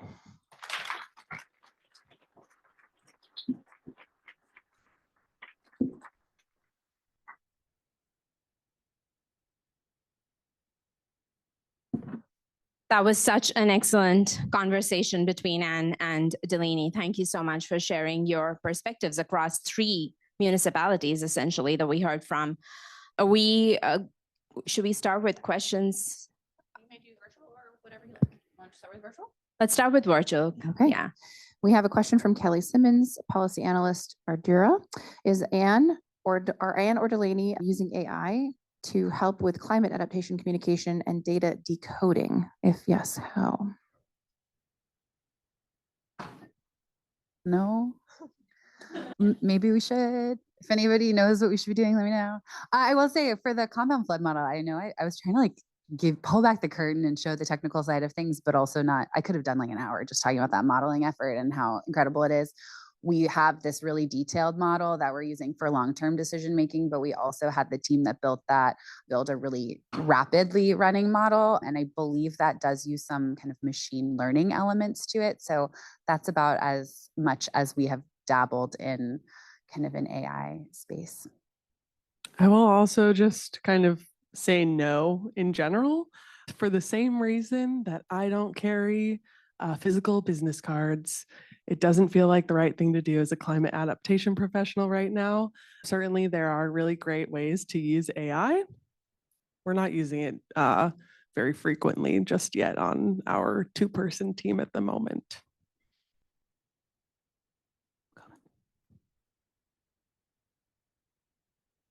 Thanks so much. Julie Wormser, Cambridge's climate chief, and thank you both very much. I'm always interested in the difference between data and your own eyes. So like we're in progressive Massachusetts, we've gotten incredibly far with modeling. We now have like what's going to happen when the big one hits, which it hasn't yet, versus Jacksonville, where you have a toxic state government, but you've had hurricanes, right? And so I guess my question is, how far do you think you can each get? One with like progressive government and data versus one with regressive government and real life experience? I'll just say, I mean, Jacksonville's a purple city. So we have a Democratic mayor, we have a Republican dominated city council. I think across the political spectrum, people really understand numbers. And especially when you're trying to make, I mean, local government, we don't have the luxury of having an unbalanced budget. Like we have to make our city finances work. And so anything you can talk about the risks that climate poses to our city budget, that often really resonates. And I think as far as the like what you can believe with your eyes, the resilience work in Jacksonville got started after Hurricane Irma, and Hurricane Irma really revealing a lack of trust and faith in FEMA's maps. The damage that was seen was far beyond what the FEMA floodplain boundary looked like. That was one of the reasons why this kind of understanding that compound risk was so fundamental for a city like Jacksonville. And in getting folks to feel confident in that model and in future scenarios from that model, one of the things we started with was rerunning Irma. And we've gotten really incredible feedback from folks who are saying, yes, this is what we saw. And for the first time actually seeing a flood map or kind of, we also have like a video that shows different tidal pulses and kind of the way that water got trapped back in our tributaries. People felt really good that finally they could see on a map what they felt during that storm event. And so I think there's really a place for looking at these historic events as something that can ground those conversations. And even when we're talking about why we should be doing green infrastructure or other project innovation, I often don't say, well, in the future, we're going to see more rainfall. I say, hey, remember September 8th and that really heavy rainstorm we had and how one of our roads that lead into our hospital had 6 inches of standing water? That's why we're talking about this. That's why we're doing this. So I think kind of as much as we can, leaning on numbers to tell that story and then leaning on historic events, that's something that then I think gives a lot more people to the table to then talk about those future projections. What I'll add to this is that the Climate Ready Boston Initiative, we have a plan that has, let's call it 140 projects across this coastline for the 47 miles. We have a prioritization framing that we look at with, is it going to flood in 2030? Or is it going to flood in 2070? Does it protect affordable housing? Are there critical infrastructure here, critical transportation or evac routes here? But that is not the only thing that informs our work and how we advance our projects across the coast. It comes from the community talking to us and telling us about their lived experiences. In that Charlestown Navy Yard sidewalk that we had with some members of the public, actually, it was really fascinating because we had 2 property owners who both live in that area who told me different experiences of the same storm of where the flooding came to on the harbor walk there. Both of them, we actually had photo evidence for one of them, so that was really interesting as well. But they're both valid experiences, and they both probably saw the storm at a different hour of that storm, right? Sometimes that advocacy, though, that comes from the community that says, hey, we're actually experiencing flooding here, has helped us then go to our electeds or go to different grant programs and then go after a grant for that area. One example of that is with that Tinian Beach project that we had. We heard from the Port Norfolk residents very, very loudly that they were worried about flooding, and they were worried that we were going to flood them more with Tinian Beach. And so there was a lot of interest in that neighborhood, and that neighborhood was scoped for some of the projects in Climate Ready. One of those projects being a home assessment and audit program and retrofits to do building level adaptation. We are now working on a pilot program with that neighborhood to do those assessments for them. And that's because of the advocacy from the community that we were able to be pushed towards that work. I like to tell folks when I speak at community meetings all of the time that your advocacy makes a difference in how government moves. If you're loud about this problem that you have, they will start to think about it more. It's our job to do it in a very equitable way in the prioritization that we have, but we don't know all of that. We don't know all of your lived experiences. And so when you do tell us, we can make a difference in how we are moving towards protecting our coastline. Really helpful perspectives. Thank you for that. And do we have time for one more? Hey, one more question in the room?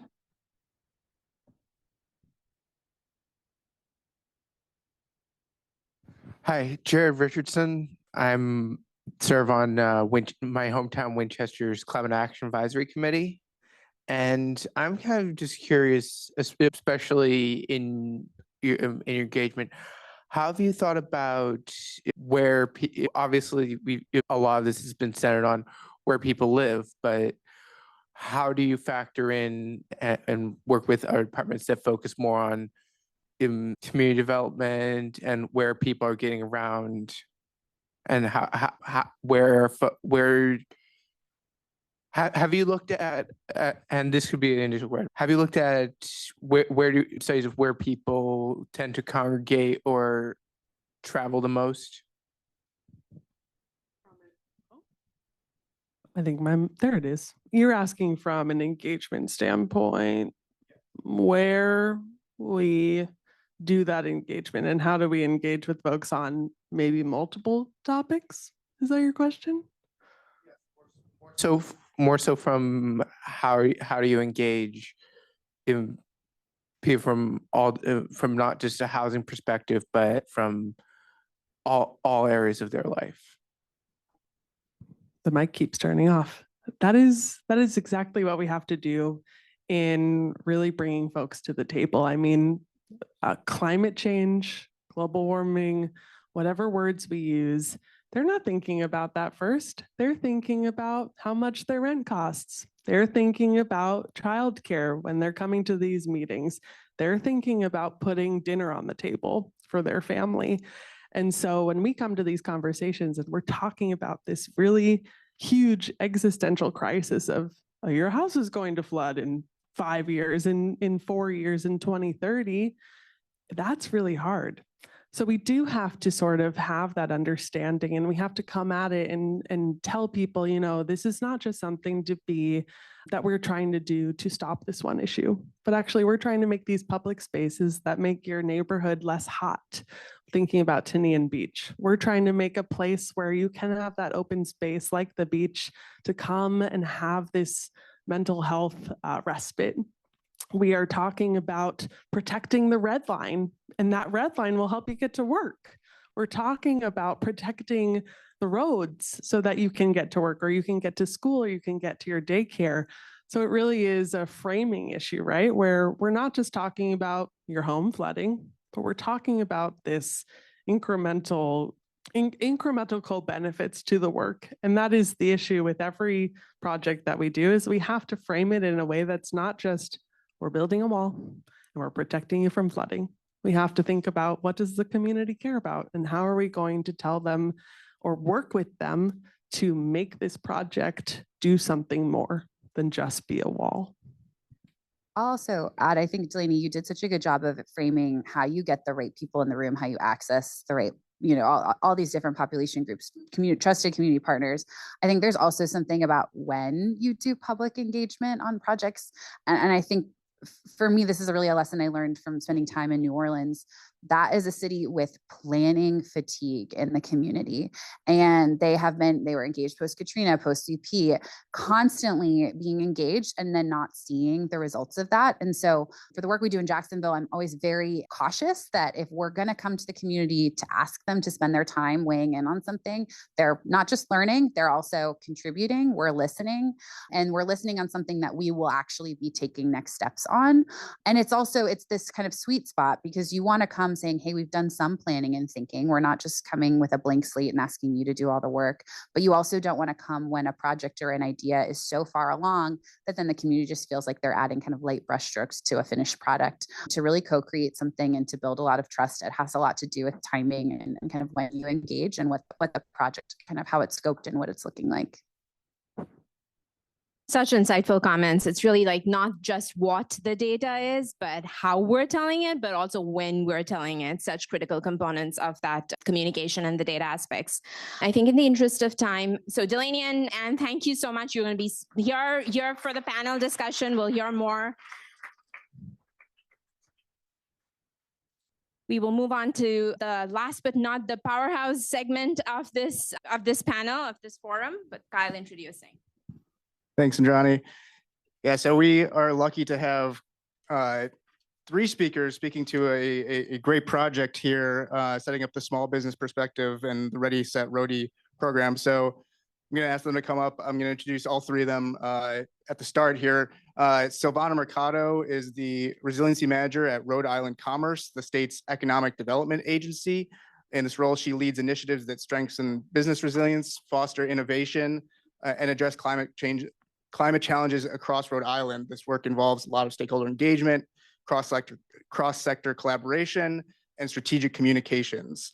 Also in this group, we have Alex Maxwell, who's Senior Environmental Planner, helping lead the Natural Resources and Environmental Planning team at Fuss and O'Neill, applying rigorous data analysis, identifying context-specific planning strategies, and human-scaled design principles, centering those.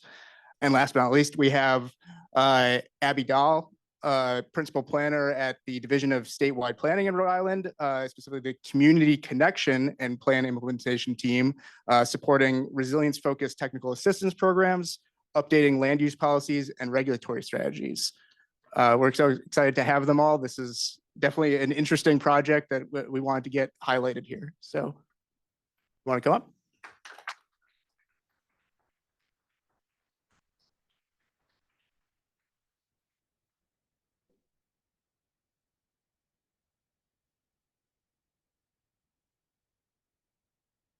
Hi, good morning, everyone.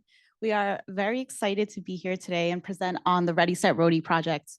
We're coming all the way from Rhode Island, but as a neighboring state, we were just very grateful to be invited today. So Ready, Set, Rhody is actually a project in Rhode Island that's the first of its kind.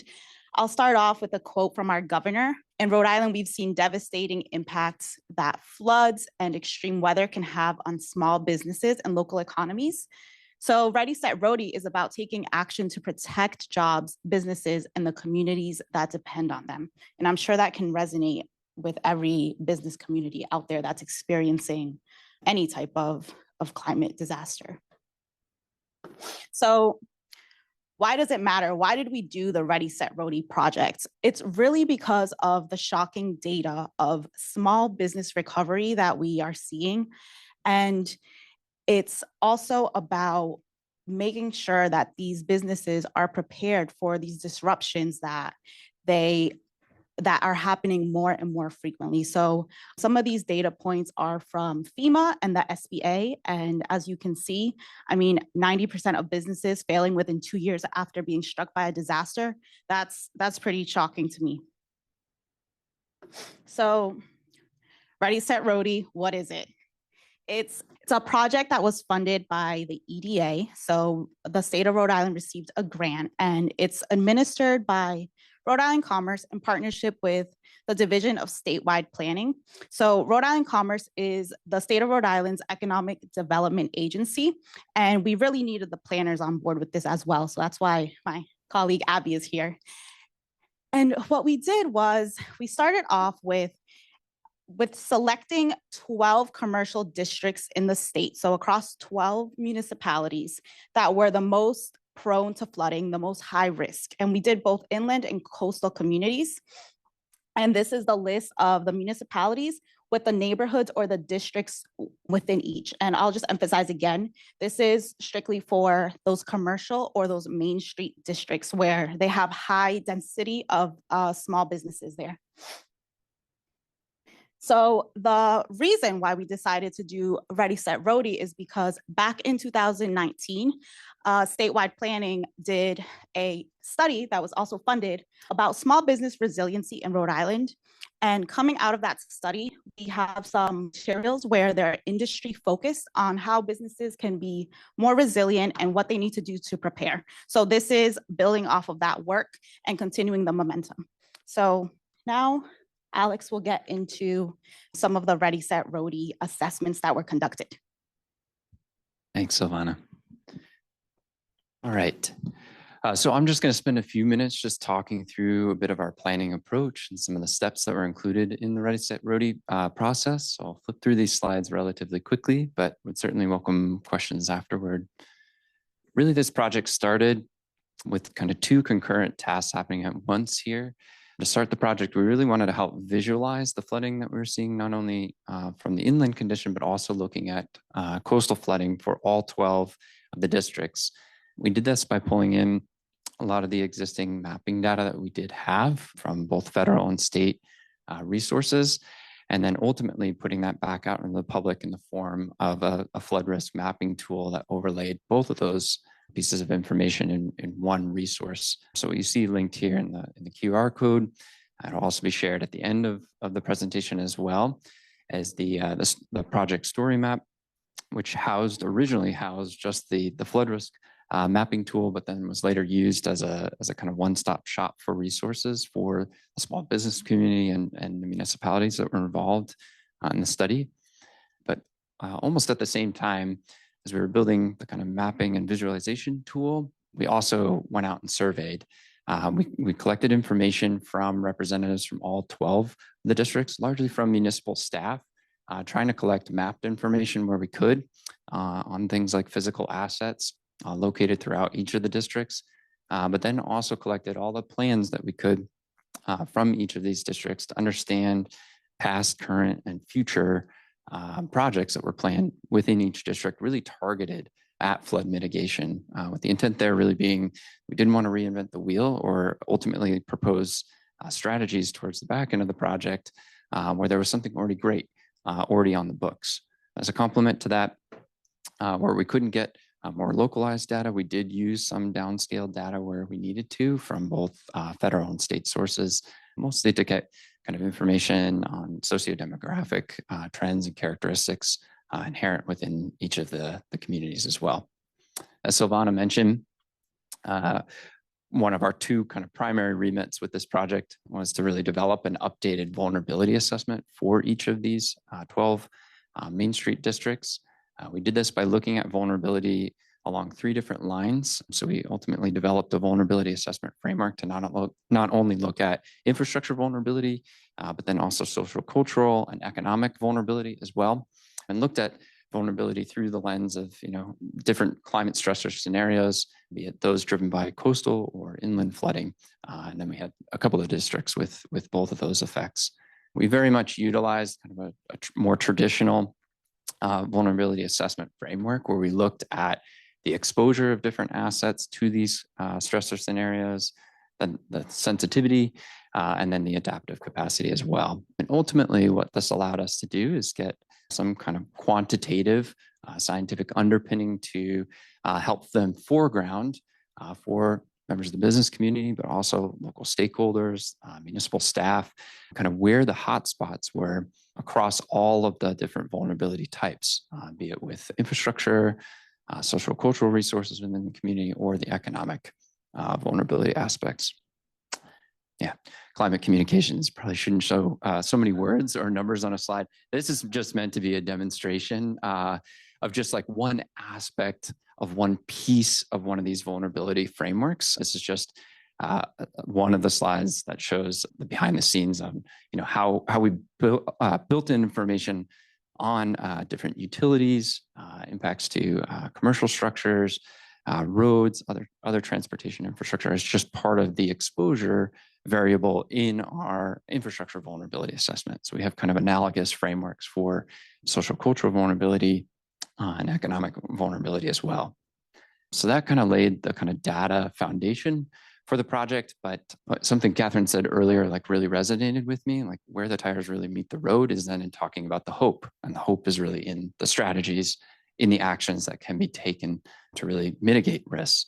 So at the tail end of the project, really our focus was really on putting out there not only building scale strategies for mitigating some of the flood risks, but also some more district-wide strategies. So it's worth acknowledging we had a teaming partner, Bruce Thornton out of Providence, who carefully went and cataloged and then came up with a typology of all the commercial structures, businesses in each of the districts, ran through, created a series of maps on the adaptive capacity and sensitivity of specific structures, and then ultimately, to make it more useful, then use that catalog of building types to map very building specific strategies back to each of the building types, which, different strategies for, say, stick build structures as opposed to masonry structures, what to do if you have a basement, don't have a basement.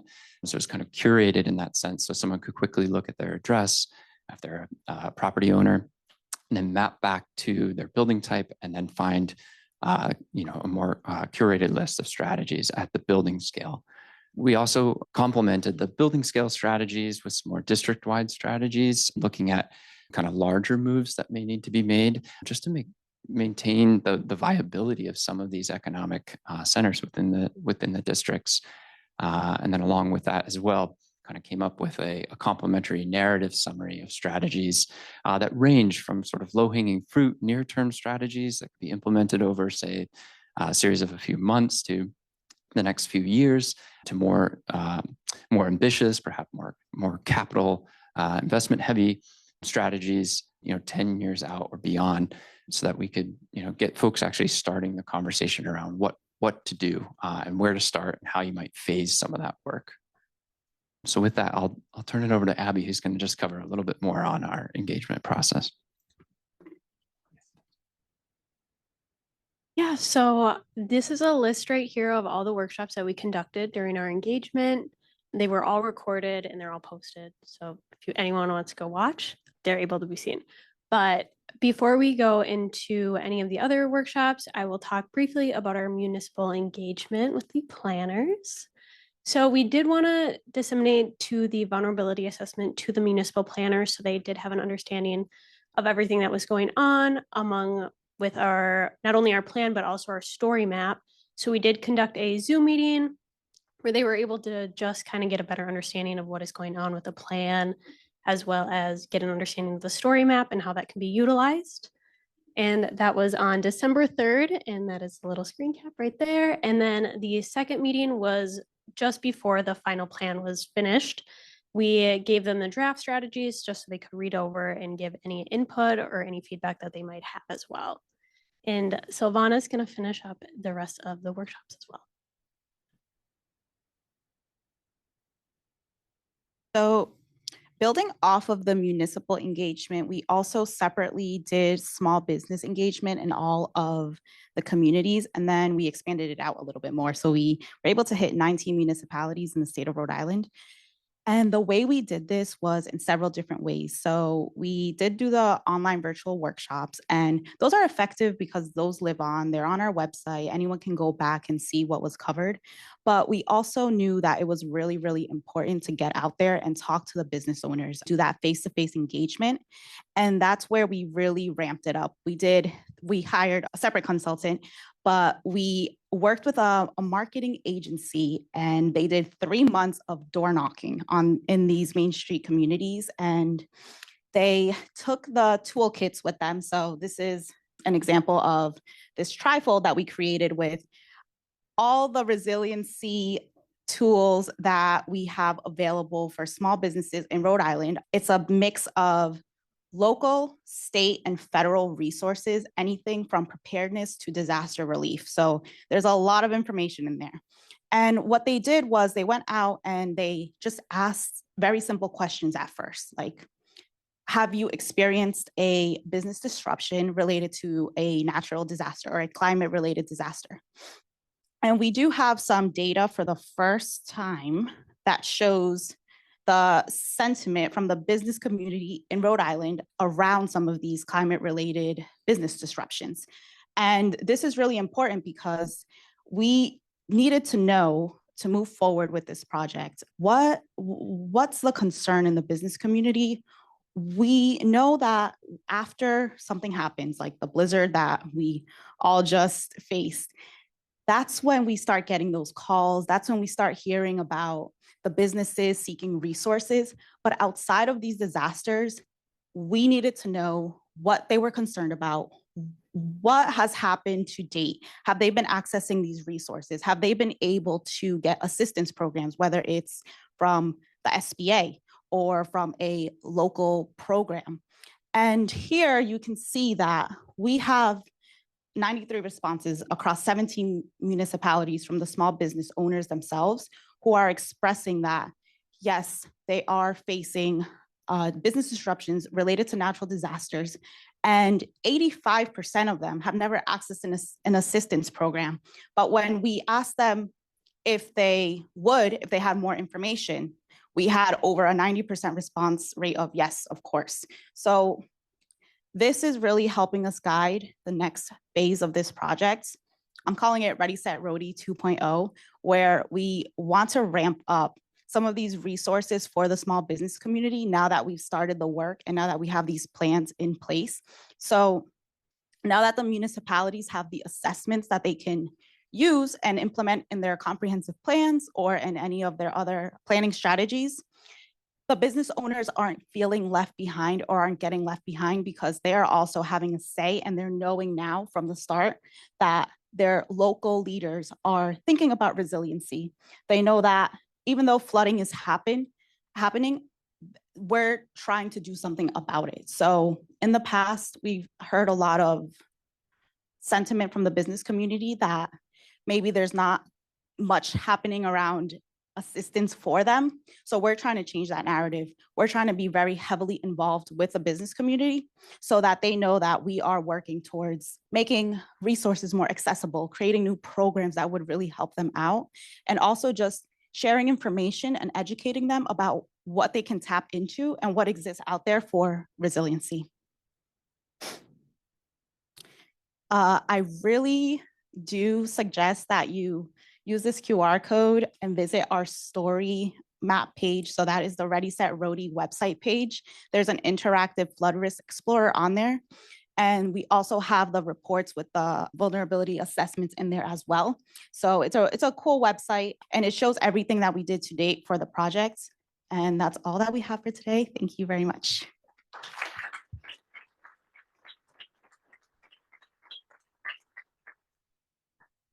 Awesome. I think we have time maybe for a question or two. Yeah. Oh, you can figure. Okay.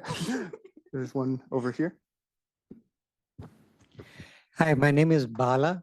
I'm the Executive Director of the Sustainable Solutions Lab at UMass Boston.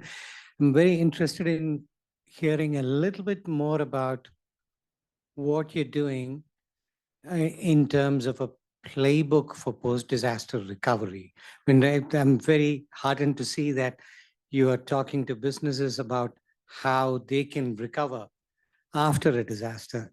We see a lot of resilience planning and mitigation planning, but very rarely do we have solid plans in place for how to recover after a hazard event. So if you could speak a little bit more about that, that would be great. Yeah, of course. Thank you for your question. So I ask that question very frequently. What can we do? And it's really not just one agency that can help the small business community. It's going to take more collaboration. And I think that's what's really cool about this project, because we're showing that, these are two state agencies that came together to work on this. And then we also hired several consultants to help us produce these reports. When it comes to disaster relief, businesses can tap into different resources at the federal level, but as we know, those currently are not resources that are promised, and typically they have some hurdles in place for the small business. We're talking about maybe they have to take out an additional loan that they might be resistant to. So what we're doing is we want to educate them more on their options from the beginning so that they can be more resilient and more prepared when these disasters happen. So that means working with them to understand perhaps their insurance plan. Like, do they have insurance covered for flooding? And we know that these are big issues as more and more insurance companies are saying, no, we're not covering that. And that's just one example, but we would really, like, my hope and dream is to truly integrate more resiliency preparedness into like a business registration structure, if that makes sense. So working with our state agencies that help businesses set up from the very beginning so that they have all the information from the start when they're first opening or registering at the local or the state level.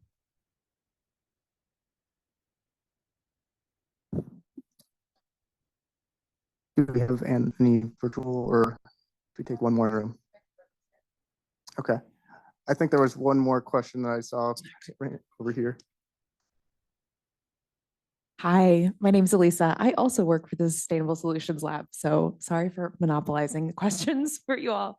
This is really fascinating, and I'm curious because often when we talk about resilience and building level resilience strategies for residents, there's a dynamic between like people who rent versus people who own their buildings. And I'm wondering if you saw like similarities within the business community of businesses who own their own space and maybe have a little more control over what kind of building level strategies they can do versus folks who are renting in their spaces, and how like strategies and communication might have differed across those two groups.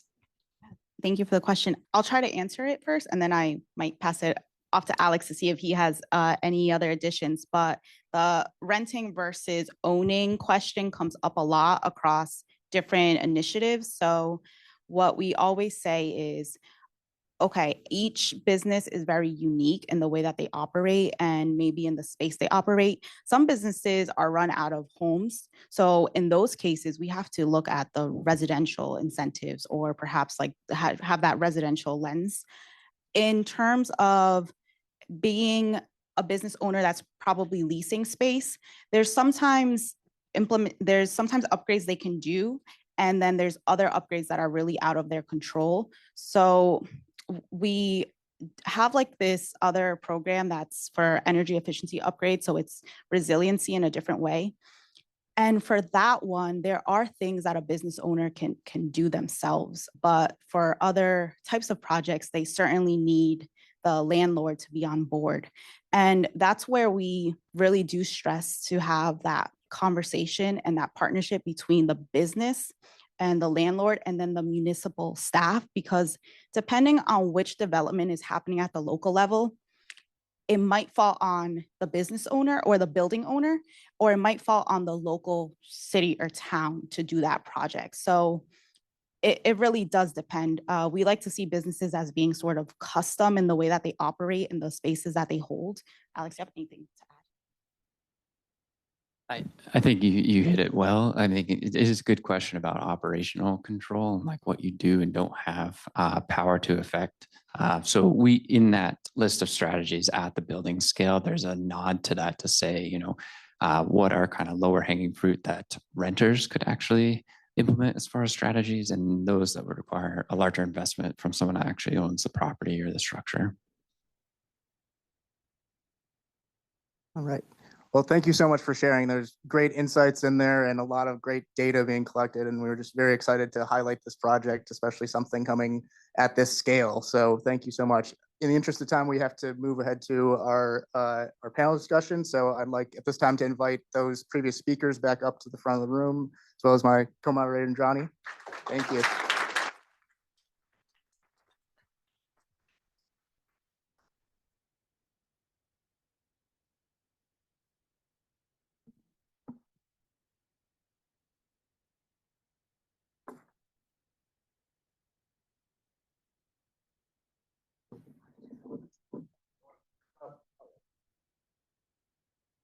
So we do have one kind of thread that's been going on in the virtual side that I want to kind of pose for all of you. A couple people have been kind of talking about this. So something that was brought up was the projections can be kind of scary and very intense. And for some people in the public might be a lot to take in. There's some discussion about whether or not, you know, you can address like the grief and the scariness with people when you're having conversations about climate risk and climate adaptation. The idea of authentic or grounded hope came up.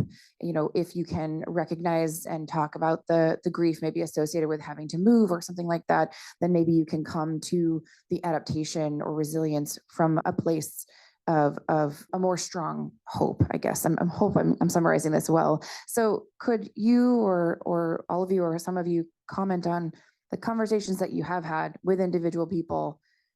Are you able to kind of address and make space for some of the feelings and emotions that might come with learning new things about where you live? Does that come up? How do those experiences go for you? Do you feel, or have you found that when that's addressed, does it lead to a different kind of outcome for how people engage with climate risk, climate adaptation, climate resilience?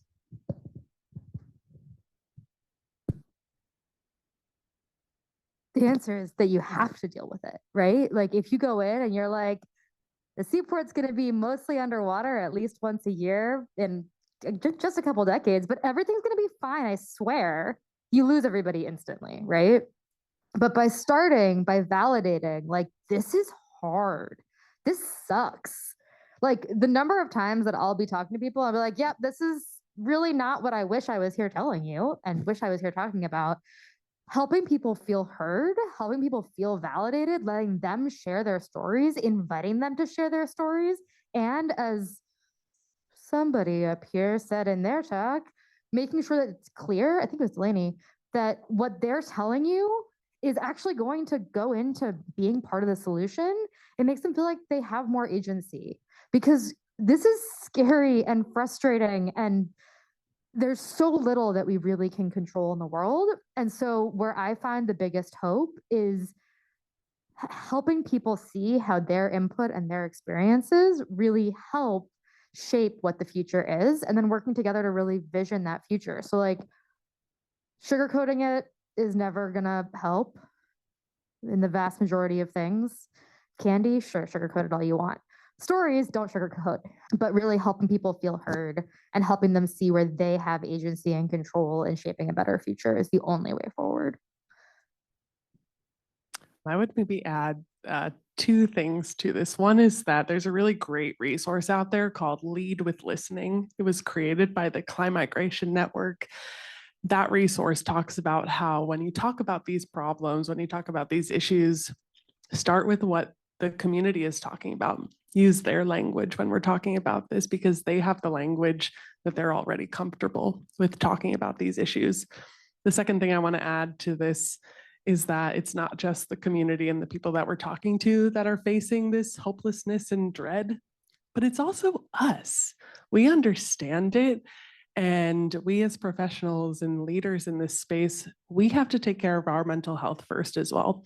Because if we are not worried about how we are going home and how we are entering the next space, how we are going home to our families and friends at night, because we're holding on to all of that dread and all of that lack of hope sometimes that it feels like when we're working in this space, we're not going to be good public servants. We're not going to be good messengers and trusted messengers in this work.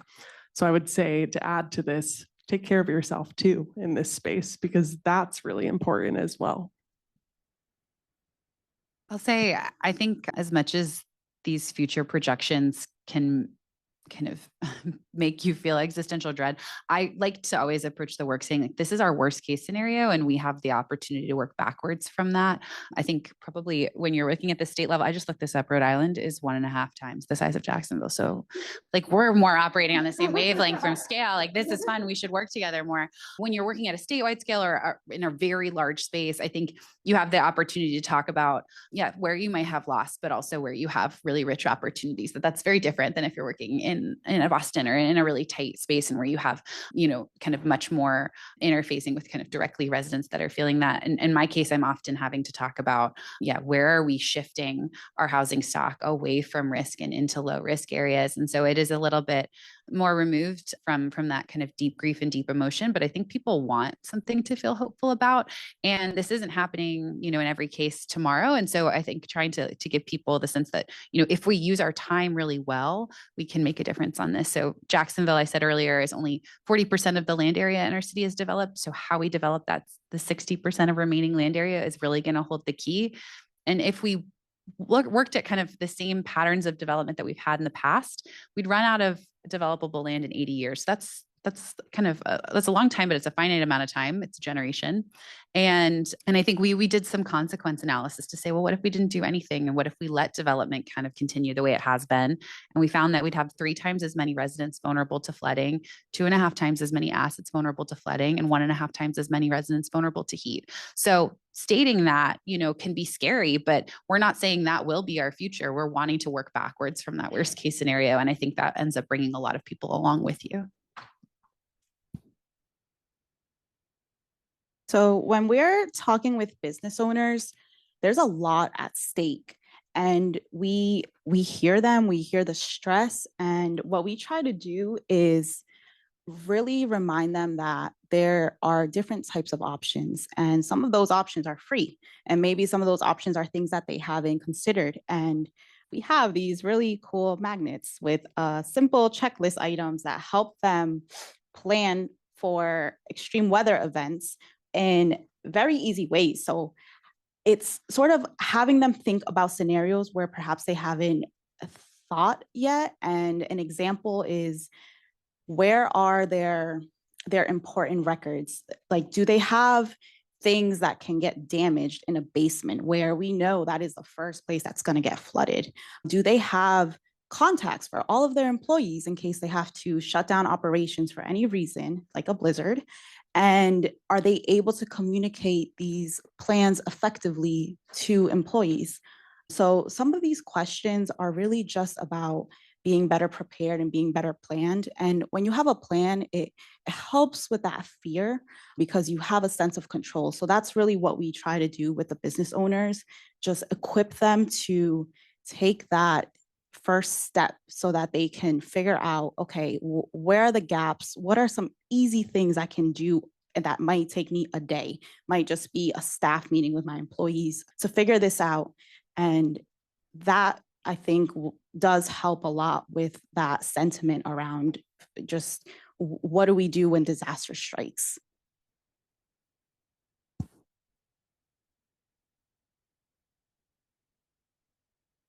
Silvana, thank you. That was a very well-rounded question all across the panel. We'll have one question here from our moderation committee here, and I want to just start off, and then we'll open it up certainly for more questions here. But one of the things that I really would like to hear your perspective, and maybe one of you or all of you, if possible, is a lot of the decisions that we are making from the data that we're looking at in terms of climate risk we're at the asset level decisions. What are you sort of doing in your roles, in your communities, in your organizations to look at that more at the system level? And how are you sort of factoring in the effects of, and Silvana, your comment about the economic impacts and the impacts to small businesses, the direct impacts to climate sometimes are smaller compared to the indirect economic impacts of business continuity and disruptions. So would really like to hear from you, like, how is the data that you're using informing, moving beyond the asset scale to the system scale, and also factoring in the interdependencies of infrastructure, the cascading impacts, as well as sort of the indirect economic impacts of business continuity and disruption? So it's a big question, but it was a question that's in the forefront of all of our minds, if I may say so, speaking for the room here, but would really like to hear your perspectives on this. I can start, I guess. I think it's a little easy for me to answer this. Jacksonville's not doing site-by-site work primarily. I mean, we have a little bit of that, but by and large, I think one of the challenges as we were doing our city resilience planning was that we are almost the size of a small state, and we're 850 square miles, 1,500 linear miles of shoreline. Our risk is vast and dispersed. And so we weren't thinking primarily from an asset level solution. We weren't even really thinking there's, one big silver bullet infrastructure solution or even several infrastructure solutions that we could put on the ground that we could claim would protect or create resilience for all of Jacksonville or even the majority of Jacksonville. So I think we kind of worked backwards from there. And a lot of the work we did was thinking about that system scale. One thing I didn't get a chance to show you all, but if you do look at our plan online, the first third of that document is a vulnerability assessment. The second third of the document is all of the actions that we want to take. And then the last third is really just thinking about space and where do we need to put certain actions online. And so we did a major typology exercise looking at when different parts of Jacksonville were built, what their roadway networks are like, whether they're residential or mixed use, what their relationship is with stormwater or kind of major bodies of water that we have in our city. We came up with 8 distinct development types that exist in Jacksonville, from our downtown to some historic walkable neighborhoods, contemporary suburbs, and kind of an area we're calling our rural mosaic, which has, a lot of development happening there. And I think some of kind of the richest resilience potential. But I think by working at kind of big landscape scales, we're able to cluster solutions and expedite their implementation. So Jacksonville has 400 distinct neighborhoods. I'm not doing 400 individual neighborhood resilience plans. That's insane. We're also not doing every individual asset. And so again, we can kind of start from within our historic walkable neighborhoods. How are all of these smaller neighborhoods, where do they have commonalities and similarities? And then we can kind of get those infrastructure solutions on the ground in the right place, in the right way. I'll answer for Boston in that, I think sometimes when the work of the city in this coastal resilience space is viewed, it is viewed as a parcel by parcel project. But the reality is that the 10 years of planning that we've done, the 5 coastal neighborhood reports that we've done, that is that neighborhood vision. That is that City of Boston vision. And now we are using the tools that we have to move that vision towards implementation. And the Climate Ready Boston Initiative estimated all of the work for the 47 miles of coastline to be about $7 billion worth of work. The city cannot pay for that in one go. It's impossible. I don't know that any city could do that right now. And so the way that the City of Boston is moving through this work is through different grants, through the federal government, through state government grant. We also don't own the entire shoreline. We have to sometimes work with private properties through development review and use that tool to create that neighborhood resilience. We don't own the National Park Service site, for example. They have to do their own studies. We don't have control over assets like the state's. Tinian Beach is a good example where we had a really great partnership with DCR, but there's still a conversation around ownership, rights of access, easements, and we are moving in a way that we are doing this work in an independently effective way so that we are closing larger flood paths so that they're not coming in around us. The flooding is not going around our systems, but it may look like it's a parcel by parcel approach, but overall there is still a vision. We're just doing it in a way that we can fund it and actually get it done. So Rhode Island's a small state, yet we have 39 municipalities. We also have 400 miles of coastline, and we are not always united in the approach when we're thinking about resiliency, we're thinking about these projects. We do have a state resiliency report that touches on this very question. There's a huge list of state assets in that report. It's public. I'm happy to share that link. And I know that when they were doing that report, they were engaging a lot of stakeholders. So they had representation from every state agency, they had municipal representation and different industry groups. And the thought is really about how we can align all these different efforts that are sometimes siloed to make sure that we're pushing forward and creating plans that are effective. When we're up against limited funding sources, especially with the federal government, it's really important for us to collaborate and be partners on some of these requests. So if we're putting forward a grant application and we have very similar projects with another agency or with another group, then we try to make sure that there's no overlap where we're kind of competing for the same thing and we're working together. Something else that I will say is that when we are working with municipalities, some of them have special sustainability offices where they are focused on this work much more detail than other municipalities. So as the state, we're also thinking about where each local government is with their resilience efforts, and some need more assistance than others. So if we're talking about a statewide economic development plan, it's really making sure that as some areas are making progress, we're also helping those that are perhaps the rural areas that are very high risk, making sure those areas aren't falling behind. And we're also making sure that the ones that are high risk and are pushing along, someone like the city of Newport that has a lot of shorelines, that we're supporting them in their strategies and in their plans because we know that maybe they're up against the clock. So that's what we try to do. We're a small state, and I think that we can get things done in a way that maybe like another city can, but not another state can. So we try to use that to our advantage. I will also, I know that we're almost out of time, but I will say as the lone non-governmental employee up here, a lot of what I do at the Nature Conservancy, a lot of what my colleagues do at TNC, and a lot of what I know many other nonprofits who are here in the room or on Zoom do is help zoom up from the, okay, we can get a grant to work on this area to help municipalities who are often, as I think everybody here exemplifies, a few people trying to do a lot, especially in the small municipalities where there may be half an FTE working on these issues.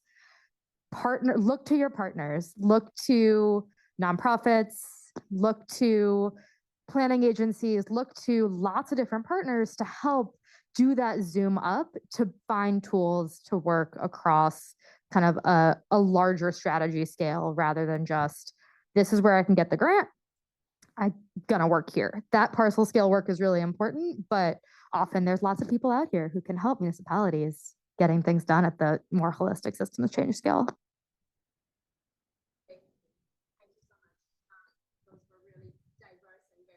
And